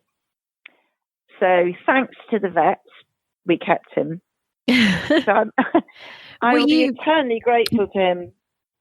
I was going to say, what was the emotion at that point? Was it almost a feeling of relief despite the fact the money had sort of passed by? Yeah, and we'll find another way of making the money. So thank you, Vet. Really thank you, because... whoever you were, very grateful. Yeah.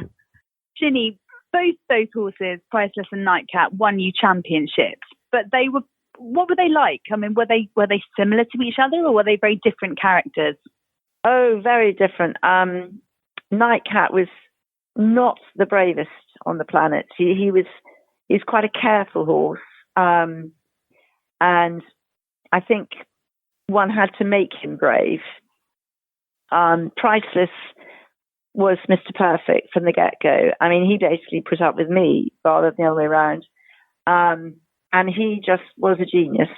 He had unbelievable movement as a small, comparatively non-thoroughbred horse, had the most amazing jump and was just super brave. And the accuracy of his cross country, I don't think I ever quite managed it again. I think Crafty was very good, so was Nightcap. I mean, they were all very good, but Priceless, I would do stuff on him that you'd slightly question if you could do on another horse. He was unbelievable, and a very good show jumper as well. So he had it all. But at Burghley, the first year he went, I think that he was 6 at Burghley, and I just overheard some people say he's too common. He'll never, consistently get the time, maybe on a long kind of world championship course. So I thought, yes, he can. And I actually changed my fitness routine. I went to see Michael Dickinson and said, the racehorse trainer. No, exactly. If you help me, can I help you? Perhaps with gymnastic work with your horses jumping. So I was begging, really. And he said, yeah, good. So I went up to Yorkshire and he gave me his very secret fitness regime, and I gave him a not so secret way of helping his horses. And he completely changed my whole attitude to getting horses fit. And so I went well away from interval training to getting them fit like a racehorse. And every one of them from that day forward was super fit. And I'm proud to say not one horse broke down. If you were getting them fit like a racehorse, obviously don't give the secrets away. If you've kept them this long, then that's fair enough. But what sort of if you weren't doing the interval training, what sort of thing were you doing with them? They were going to the gallops every 4 days. Okay. And in between whiles, they were doing hill work one day, hour and a half hacking the next day, obviously incorporating flat and jumping within that regime. But they went to the gallops every 4 days, slightly monitoring when they ran as an event to when they galloped next. But that was the general theme of it. They worked, they did a lot of work, but they had to because we did Rose and Saxon steeplechase in those days, and they carried lead. And you say they didn't break down, so it obviously worked for them. No, touch wood. Well, it's not touch wood anymore, but I mean, every one of them was fit, and he did get inside the time after that. I was going to say, did he obliterate those time penalties? He did. Good boy. Did the gymnastic jumping help the trainer as well? Just out of interest. Sorry? Did the gymnastic jumping help the trainer as well? I hope so. He sort of said it did, but let's pray it did. He very kindly asked me to come to Cheltenham when he had the first 6, wasn't it? Was it first 5 or first 5 in the Gold Cup? First 5. Yeah, oh, wow. I was standing there with him, and definitely helped. Extraordinary. Well, I hope it did a bit, but my God, he was a genius training them. So I'm sure mine was a very small part in a very big wheel. Ginny, in general, so impressive. I think you mentioned it kind of in the intro to this clip. What we wanted to capture with Ginny and Lucinda, which, by the way, I really want to stoke up that rivalry again. I want them to be rivals now. I think they kind of are still, but they're both so nice and friendly that neither of them really admit it. But I think this sport lacks big rivalries. I think it's brilliant when people, the Foxpit Nicholson stuff, I think is just great. I think I wish there was more of it. But anyways, like also Mark Phillips and Lucinda, like how could they not be rivals when you think they're both winning badmintons kind of year on, year off across those kind of 7 or 8 years? Anyway, an aside, what I thought was incredible was when I saw the list of 5-star wins, Williams still at the top. And then I saw like Michael Young, who in my time in the sport has been recognized as this, machine, alien, incredible, blah, blah. And actually I was like, well, he's got this amount of 5-star wins. I think Lucinda and Jenny, they all have more than him. This is a couple of years ago. I think he's just gone past them now. But equally, they will have more than him at a time when, like, Michael's gone to Kentucky, Lemoulin, as well as Badminton Burley. They weren't. They were going to Badminton and Burley and whatever championship was on. So what I wanted to capture here was that the recency bias, I suppose, that we associate with the sport, the esteem in which we hold our top riders across the disciplines, jumping and eventing and dressage. We should never forget that actually the talent and the ability and the, as you showed in that clip, Nicole, the forward-thinking nature of all of the people that came before, that's where it all comes from. That's what drives the levels. That's what the aspiration is to replicate that. Ingrid is amazing, but by the way, her dad was absolutely amazing as well. And I don't want to ever fall into the trap of talking about Ingrid Klimke without knowing about Rainer Klimke. Anyway, I think that was the point of the Hall of Fames. It's not just about now, it's about everyone who's done it before. Yeah, it is. It is very, very true. And we've still got plenty of those up our sleeves of people that we want to talk to and stories that we want to tell that will be coming your way, listeners. Okay, 2 left. So the first of those is actually one of the shows that I am most proud of. Now, when we talk to all these incredible people, the eventing fan in me and the teenage girl that still lives inside of me pinches herself, because we get to hear some incredible stories and we get to speak to some incredible people. And on a personal note, that, these are career goals for me. These are things that will make, that I will remember for the rest of my life, because I feel exceptionally lucky to do it.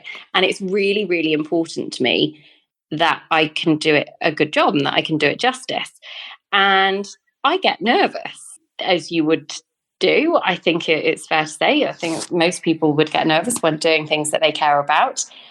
It's my version of going out the start box, and I love talking to people and getting their stories. So the When Nicole Met shows are sort of my baby, so to speak. I absolutely love them. And this was one of my favourites. This is When Nicole Met Piggy, who, I'll be honest, the emotion that comes out of this interview, and there are some real high points and some real low points, which feels very apt, releasing this again and talking about it now after the disappointment of obviously not going to Tokyo.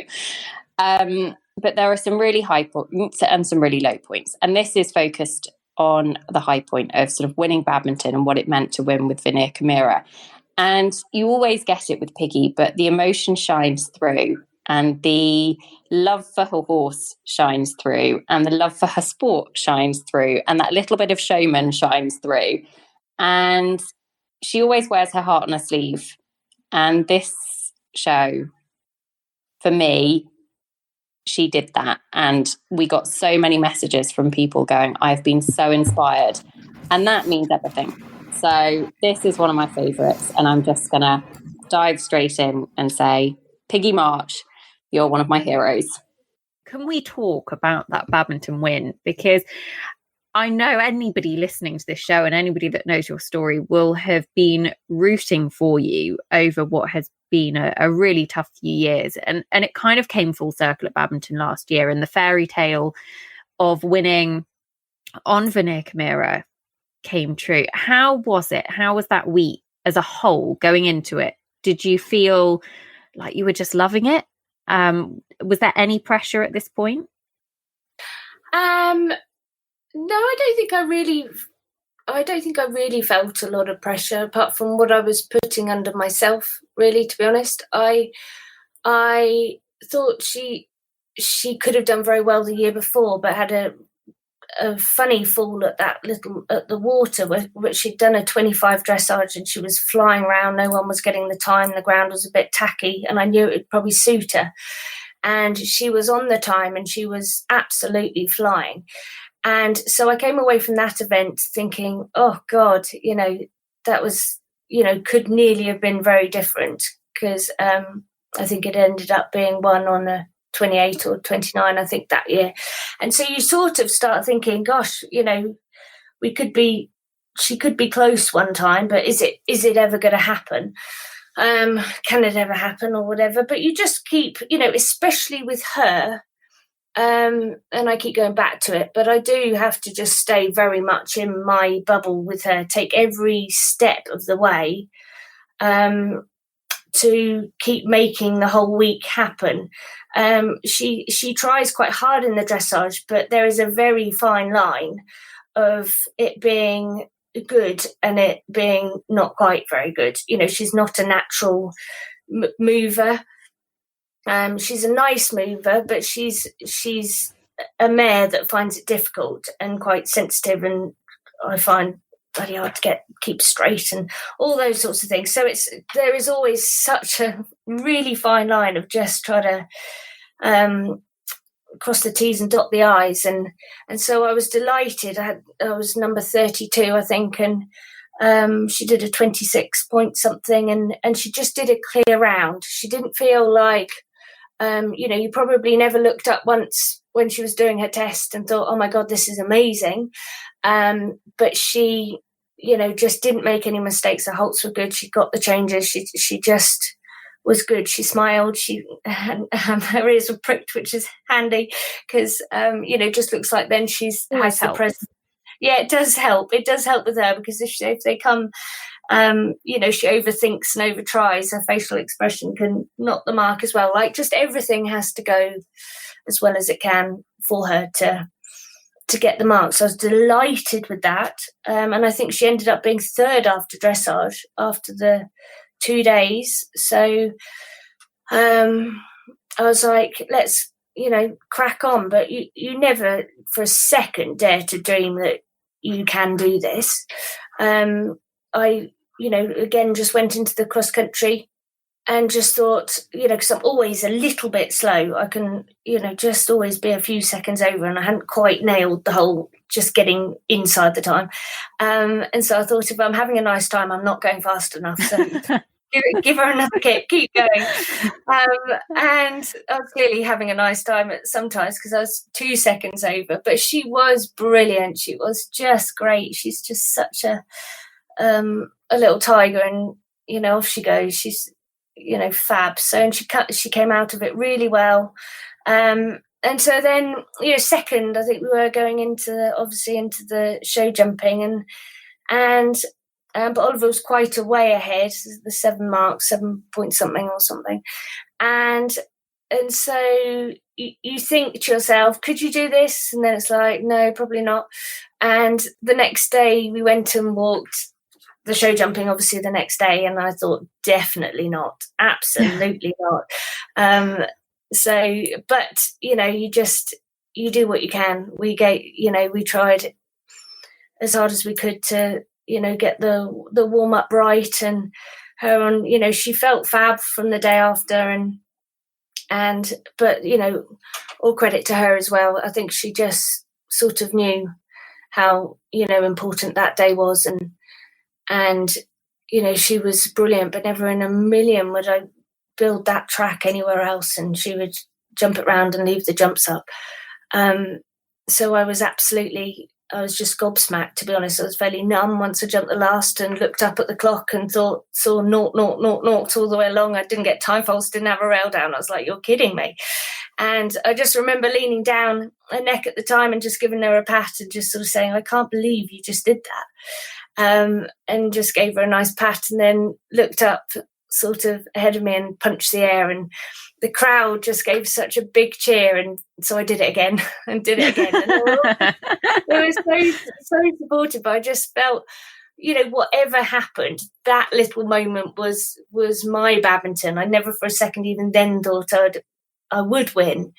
How proud you are of your teammate, a little horse like that has just put its guts on the line for you all week and just given you absolutely everything. I was just, for me as a horse person, as a trainer, as a sporting person as well, that was the biggest, bestest feeling that I got from the whole thing, of just that moment in the ring there and having the support from the crowd of everyone cheering, and what a special little horse. So I was just delighted. That was probably the best feeling coming out of the ring then of what she had done.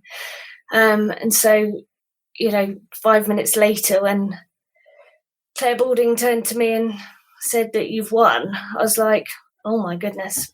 How did you find out? Did you even dream that Oliver would? I mean, he had 7 point something marks in hand over you.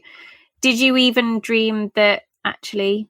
I think he had about 5. He had over a fence, so he could have afforded a pole down and 3 seconds over, but not 4, which is what he had.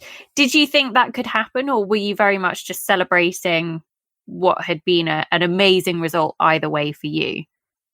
I was outside, and to be honest, just having a cuddle with little Max, because obviously we'd done Kentucky and badminton back to back, and he hadn't come with me to those, and he came. He'd been brought to badminton on the Sunday, and I said, "Can you just keep him away from me till I've just finished my show jumping, till I've just got done." And so he was the first thing. I was just having a big cuddle with him once I'd finished, thinking, how lucky I was, to be honest, to be able to do what I do and have my little boy there and all the rest of it. And no, I didn't. That anything can happen, so you just sort of sit there and wait. In my own mind, I was satisfied because I'd done everything I could do.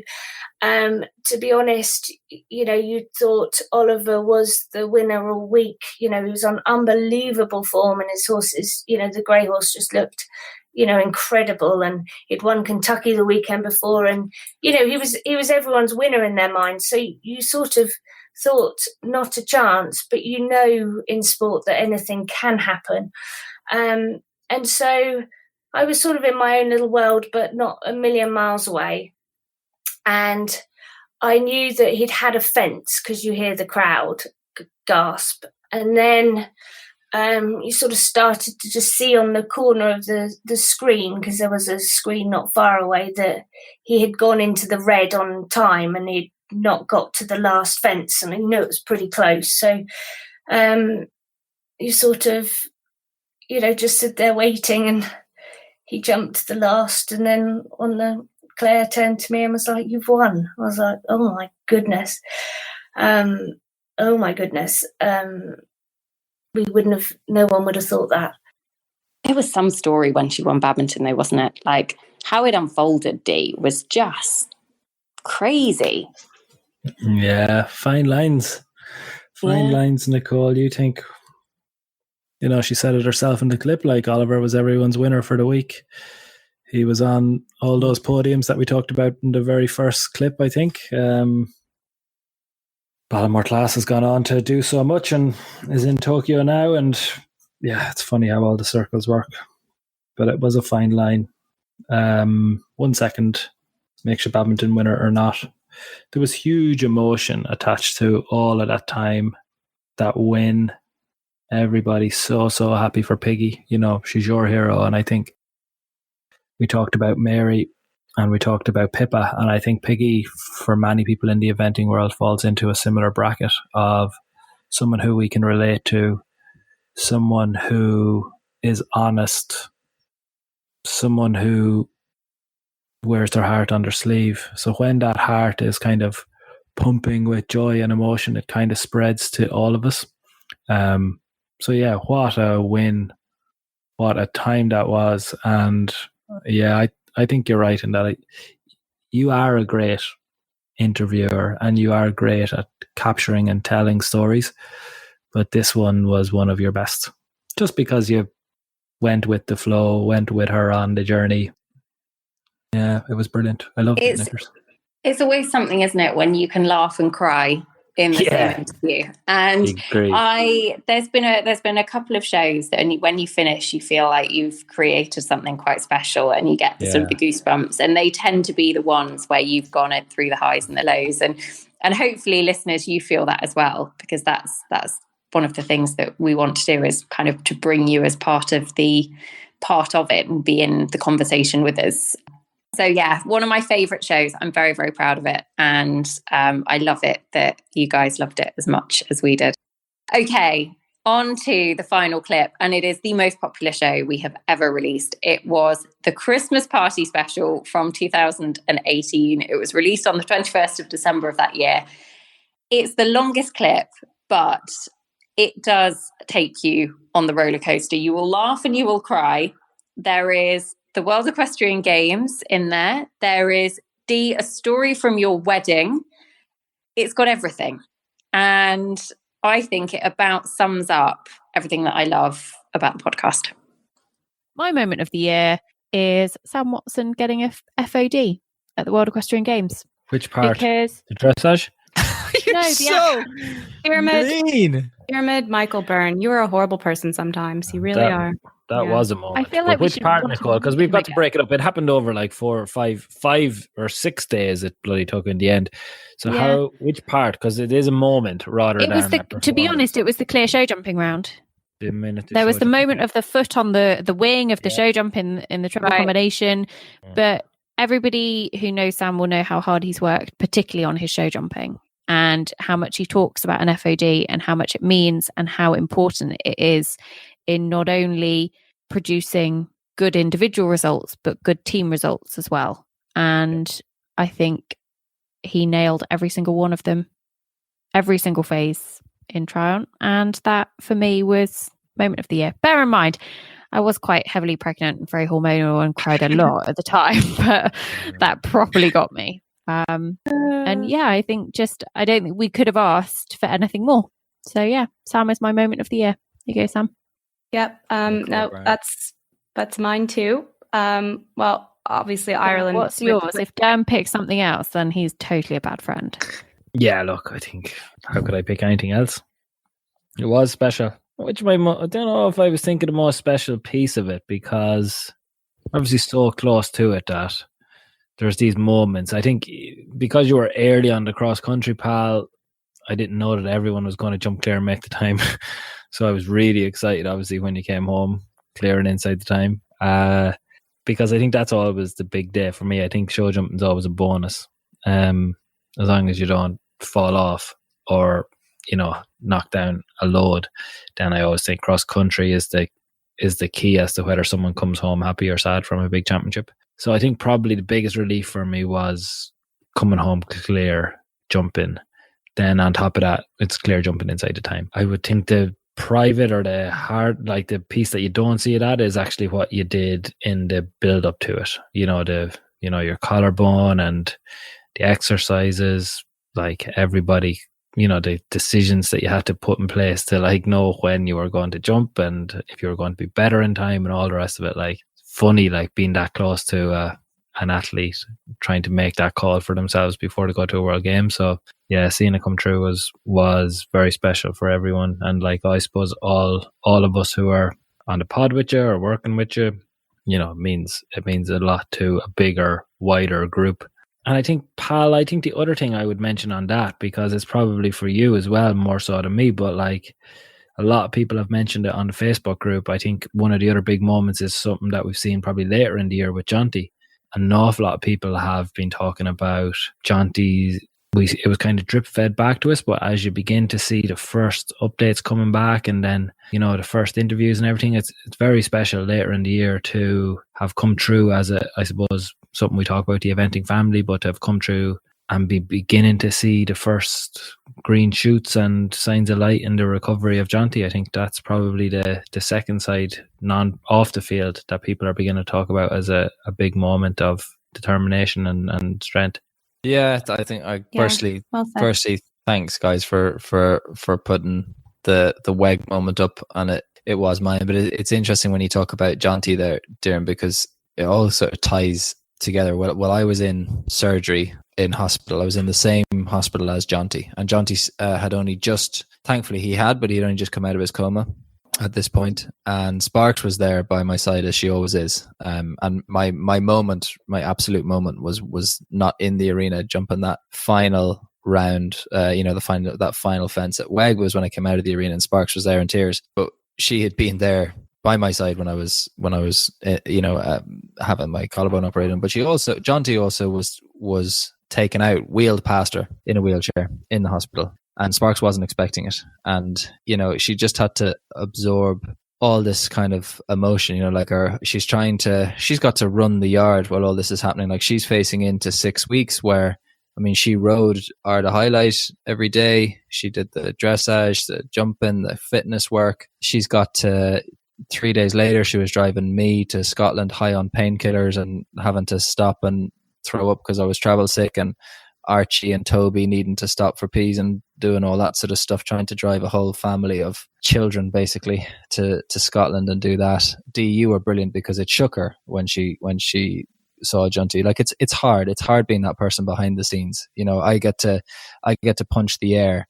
That was that picture from WEG that I've now as my Facebook profile. Jenny, you took a lovely picture where the clenched fist punching the air. Sparks has been there when I've punched the wall and I've been in tears and I've wanted to give up, and she has to listen to that and absorb it and not be the one. She never says she wants to give up. She's always the rock. So yeah, a lot of moments kind of all combined there, but it's sort of, the point I want to get across is that it was fantastic being the front man at that point, and it is a huge moment. But for me, it was seeing my absolute rock and soulmate behind the scenes who makes it all possible and actually makes it fun. Since we got married at the end of 2012, and these last 4 years have just been absolutely way more fun. Really enjoyed it. 6 years. 6. Oh, is it 6? Thanks, guys. You see, time flies when you're having fun. But what a wonderful 4 years it has been. Don't know what happened to 2 of them. Don't know what happened to 2 of them. And I think that's why I love Sam so much, that he is so emotional and yet can get it so wrong at the end. To be fair, that My was rock, when you were my saying hero. that, Sam. My wife for 4 years. I'll be honest and say you gave me goosebumps, Sam. So, well, and we never yeah. really. I mean, I still talk to people who don't even know you broke your collarbone. You know, we kept it quite quiet, and it just really says it all that you battled back from that, Sam. And I know there were dark days, and we were all kind of quietly willing you to get there, and you know, the show must go on, and it happened. So that's 100% the moment of the year for me, and I will never forget when your foot hit that jump. My heart actually fully, properly stopped. Maybe that horse hasn't been knocking any poles. Maybe you've been knocking on the poles. with your big right foot. With your big right. My right foot's getting bigger and bigger all the time. It's just swelling up.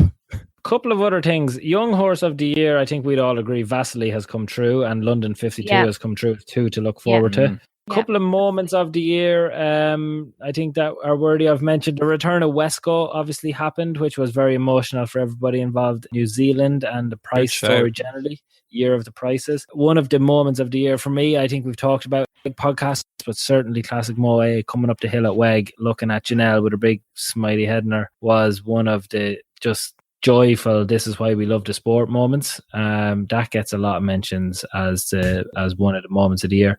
Tina winning. I've got another moment of the year. What, have you got one to come? I've got one to come. I've got a really good moment of the year to come. But you go for your Hartbury moment of the year, and then I'll throw mine out there. I was just giving some other mentions, but in case I give your one, because in case your one is Tina Cook winning Hartbury, then I'll let you go ahead. Yeah, it's not. I think I want to hear what Nicole. I want to hear what Nicole's is. One of my moments of the year was when us four got together in a little remote part of Ireland for your wedding, Dee. The other royal wedding. The other royal wedding. Because it's not often that we're all in one place at one time. I think it's only ever happened once before, and that was in Buccleuch last year. Yeah, and that's true. This one was just as drunken, apart from everybody else, made up for my not being able to drink, and I just took incriminating videos of people while they were drunk. But I think that was a pretty special moment of 2018, and I think the listeners would probably like to share in. I finally got to marry there, and Denise, in fairness, married them both. Yeah. Yep. Well, when you were saying, Pal, when you were saying a bit about what turned out to be Sparks, you were like, and I looked around, and at the end was my rock in tears. I was like, he's talking about me.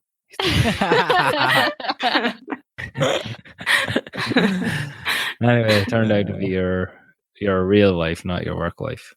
Sam got to marry me. Yeah, we had a great day. I mean, and like Jenny and Josh came from America, and Nicole and all came from the UK, and Sam and Sparks came all the way from Carlow, but Sam also married me. We just a good old crack. We had we went to a little place in West Cork. Beautiful sunshine. It's a little small pub. Yeah, it was really hot. Yeah, it was really hot, and we went to a little small pub, and it's called the Tin Pub because it's got like a tin roof, galvanized roof, and we put marquee out the back, and we put like bunting up around the trees, and yeah, it was great. Got married to Denise. Very happy. Yeah, we had a good old party. It was a hell of a party. Sam and I killed the lights in the tent when you're trying to dim them, and we killed. I changed the light bulb at about 3 a.m. Yeah, standing on the table in the middle of the dance floor. I know. I was holding the chair so you didn't fall down, and we killed the electricity in the entire tent. Yeah, didn't it also get shut down by the police? Oh, that did happen. Shut down by the Gardaí. And I remember talking to Denise on the way out, going, because obviously being very sober and being a very law-abiding citizen, and you know, I'm a little bit frightened of the police, let alone in Ireland, like proper goody two shoes over here. And I was said, "Oh God, shut down by the police." And she was like, "I know, isn't it amazing?" Is it like it was really cool, like a badge of honor, like really cool. It was a badge of honor. It was actually kind of handy because we got to go home. But I tell you, you got to go home, listeners. It was on Deb's wedding night. What happened? Wedding nights traditionally, perhaps for rampant sex and lots of love. Are an exciting night. Well, wedding nights are for fun. No, what happened? Well, everyone got on like buses and taxis and cars and everything, and everyone was getting home somehow. And we ended up sitting around singing Irish songs while we were waiting for the last few buses. And eventually, so the wedding probably ended around 3 or 4 o'clock. Eventually got picked up around 4:30 by someone, the last bus out of there. We were the last bus, and myself and Denise got on, and so we're in the front seat anyway, I'm in my dicky bow and my suit thing, and Denise in her wedding dress. We get dropped off in this little village where our house was, and how you like this story. I don't even think you know the full story, but we got dropped off and the bus pulled away, and it was 4:30 in the morning. There wasn't obviously a sinner. It was perfectly peaceful. And, we're just married and it's been a great day and everyone's excited. And I walk up to the door of the house, in the middle of the village, put my hand on the door, and my heart sank. I was like, oh, Jesus, door was locked. And put my hand in my pocket, and I knew there was nothing in my pocket. When I put my hand in my pocket, I already knew. But I'd left my keys in the pub because I'd been giving them to people to go back to the house to get ice earlier in the day. And I got us locked out, and the pub was now closed. So it was my wedding night, and I look back down the path, and Denise is standing there smiling, looking at me, and I'm looking at her, and I'm like, love, got us locked out there. She goes, what? I was like, got us locked out there. He's like, you got us locked out there. Okay. So where are the keys? I was like, anyway, I eventually told her the keys were not going to be retrievable. So we tried to get into my parents' house, which was actually next door. Like they had rented a house next door, and my sister and all. But I don't think you know this part of the story. I go up and I knock on I rang my sister, no answer. Rang my sister's boyfriend, no answer. I was like, oh no, I'm gonna have to ring my parents. Like, what a disaster! 5 o'clock in the morning. So I rang my dad. He wouldn't be a man that likes getting waken up. Anyway, I rang my dad. And eventually he's like, what? And I was like, I'm locked out there. I'm locked out. Obviously, Denise is sitting on the wall now in her wedding dress, waiting to find out what's happening. And my dad comes down. He opens the door. And he's fully naked, except he's got a little tiny tea towel covering himself. He's got what? A little tea towel. That's all he's got. Towel. Yeah, a little. I hope you didn't dry your hands with that the next day. Like a little tea towel. He's just covering himself with a little tea towel.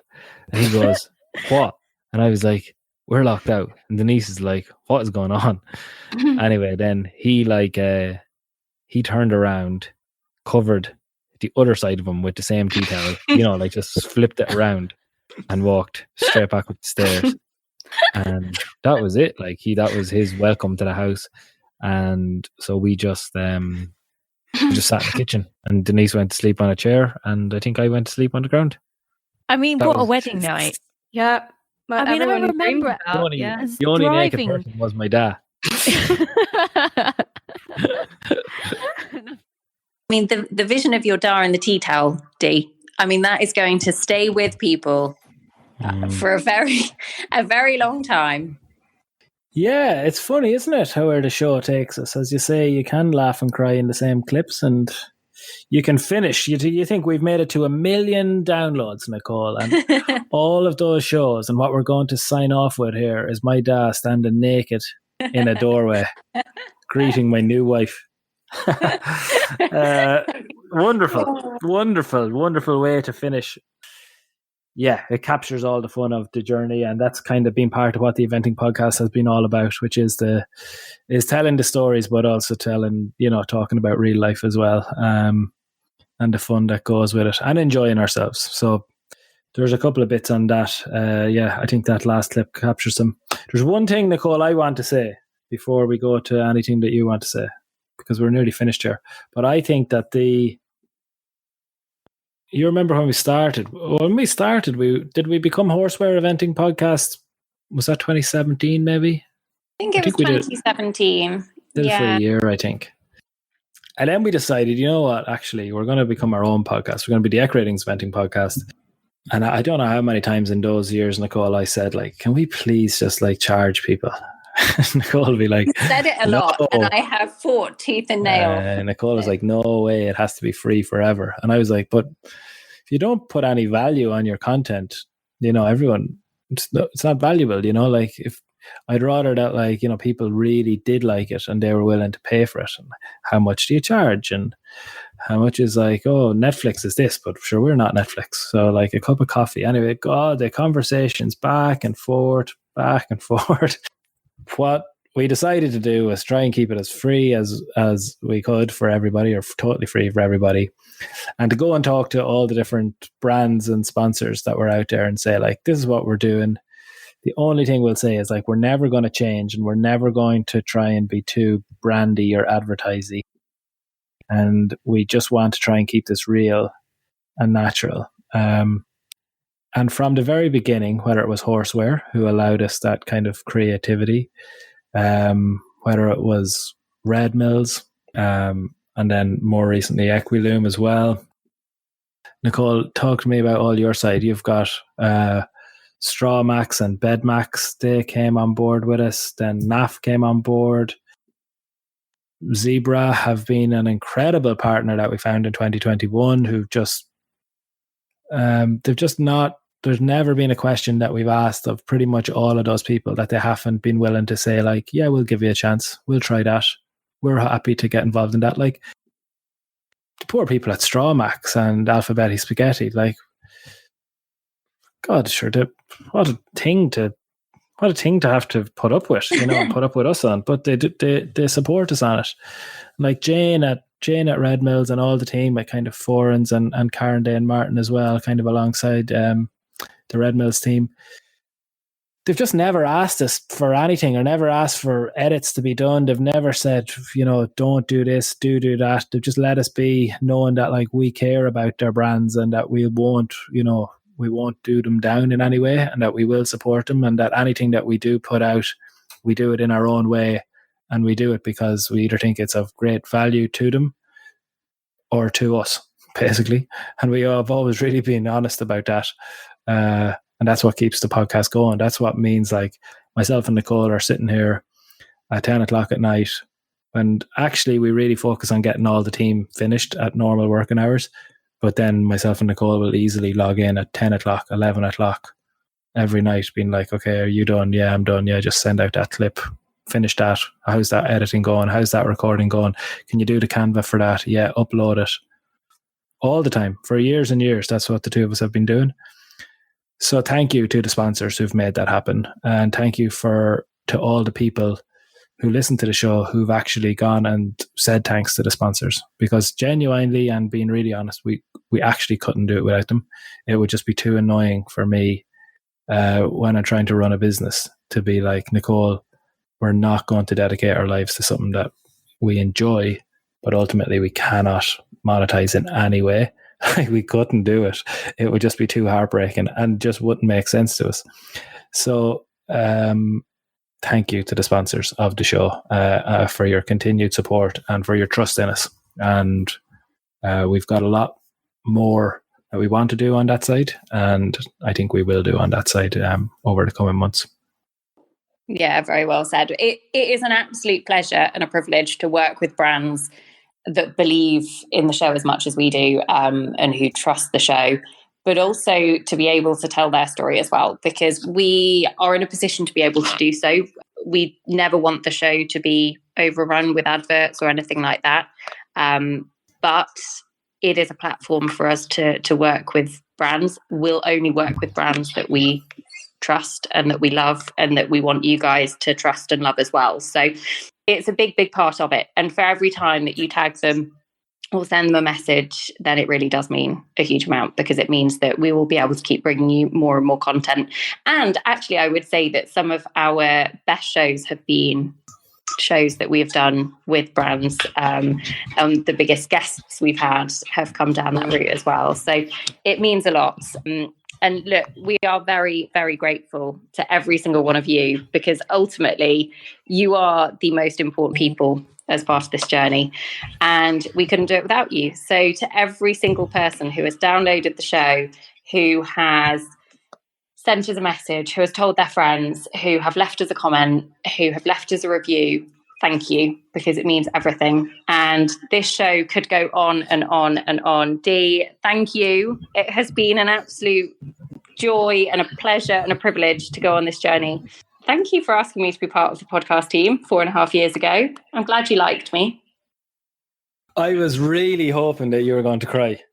I'm a little bit. I was like, if I say nothing here for long enough, you know, she might just talk herself into it. Sure, how couldn't I like you? You're the best. Sure, you keep us all together, keep us all going. You're the star attraction, Nicole. And we're very lucky to be. We're very lucky to have you.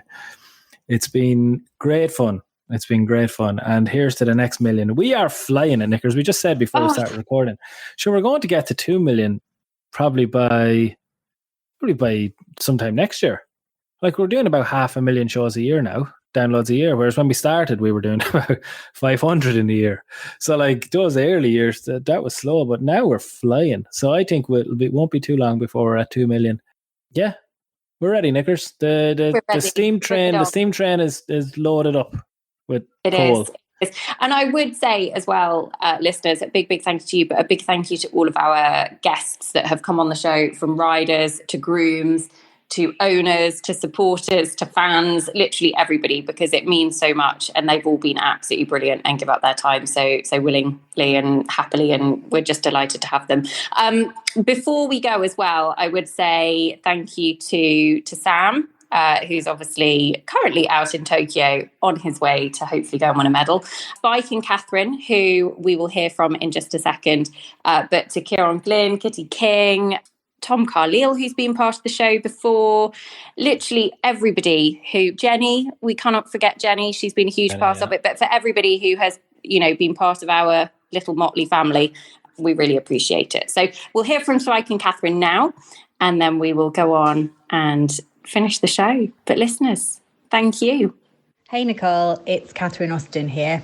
I am so lucky to have been a part of the EquiRatings eventing podcast for the last couple of years. It's so much fun. It adds quite a lot to my working life because I've spent a lot of time translating my thoughts in my brain to my fingers and the keyboard over the years, and translating them from my brain to my mouth to talk about them on the podcast has been something I've really enjoyed. Favourite memories? I have to say, I love doing Alphabetti Spaghetti. It always makes me laugh. Derm's hilarious when he does it. The listeners should hear some of the bits that don't make it in, but it always entertains me, and I really enjoy doing it. I've really enjoyed doing the Hall of Fame series with Nicole, and there are definitely more of those to come. I think we did a particularly good one with Ginny Elliott and also with Lucinda Green. What else have I really enjoyed? I like being part of the review shows and the preview shows. Really looking forward to the Tokyo stuff, which is, the plans for that are really exciting. I think I just really enjoy it. I love listening to them. I love being involved with them. I think it's a great addition to media coverage of the sport of eventing. And I look forward to seeing what the podcast does next.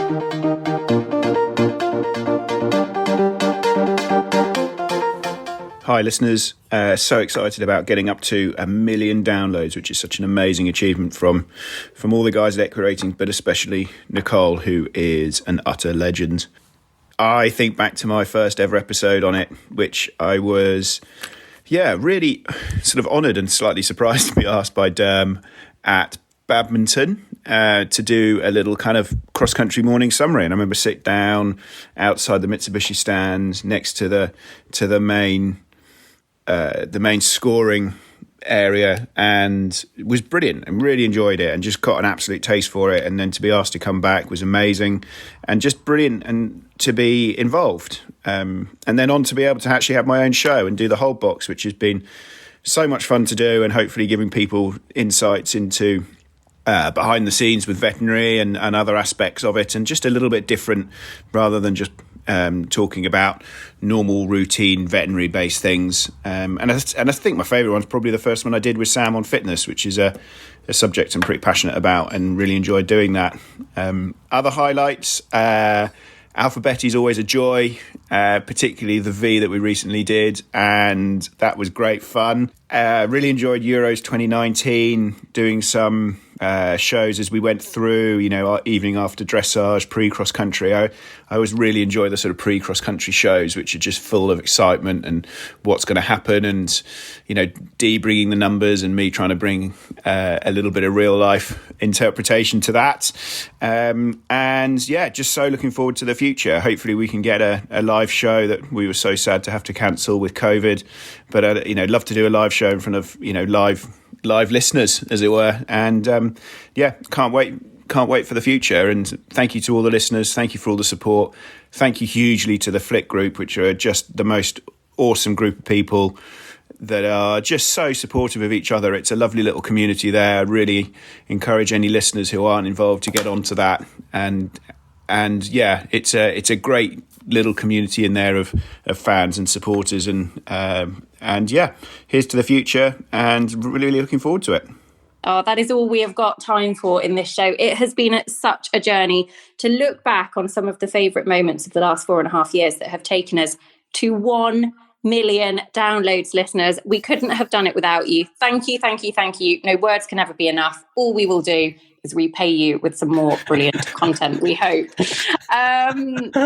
Dee, stop laughing. Look, this is a big moment. God. I know, but you're making it too big now. Everyone's going to think we're mental at the end. We can never repay you for pressing play on those downloads. You'll always be more to us than a download. They will. I know, but sure they know that. Come and join us on the Flick group. If you're not already on there, go and download it. Here is to the next million. Thank you for being on the journey so far. Thank you for listening to the EquiRatings Eventing podcast. Have a wonderful day, everybody. And I look forward to having you back with us soon. Don't forget to follow us on Facebook and Instagram for more. Listeners, we'll speak to you again soon.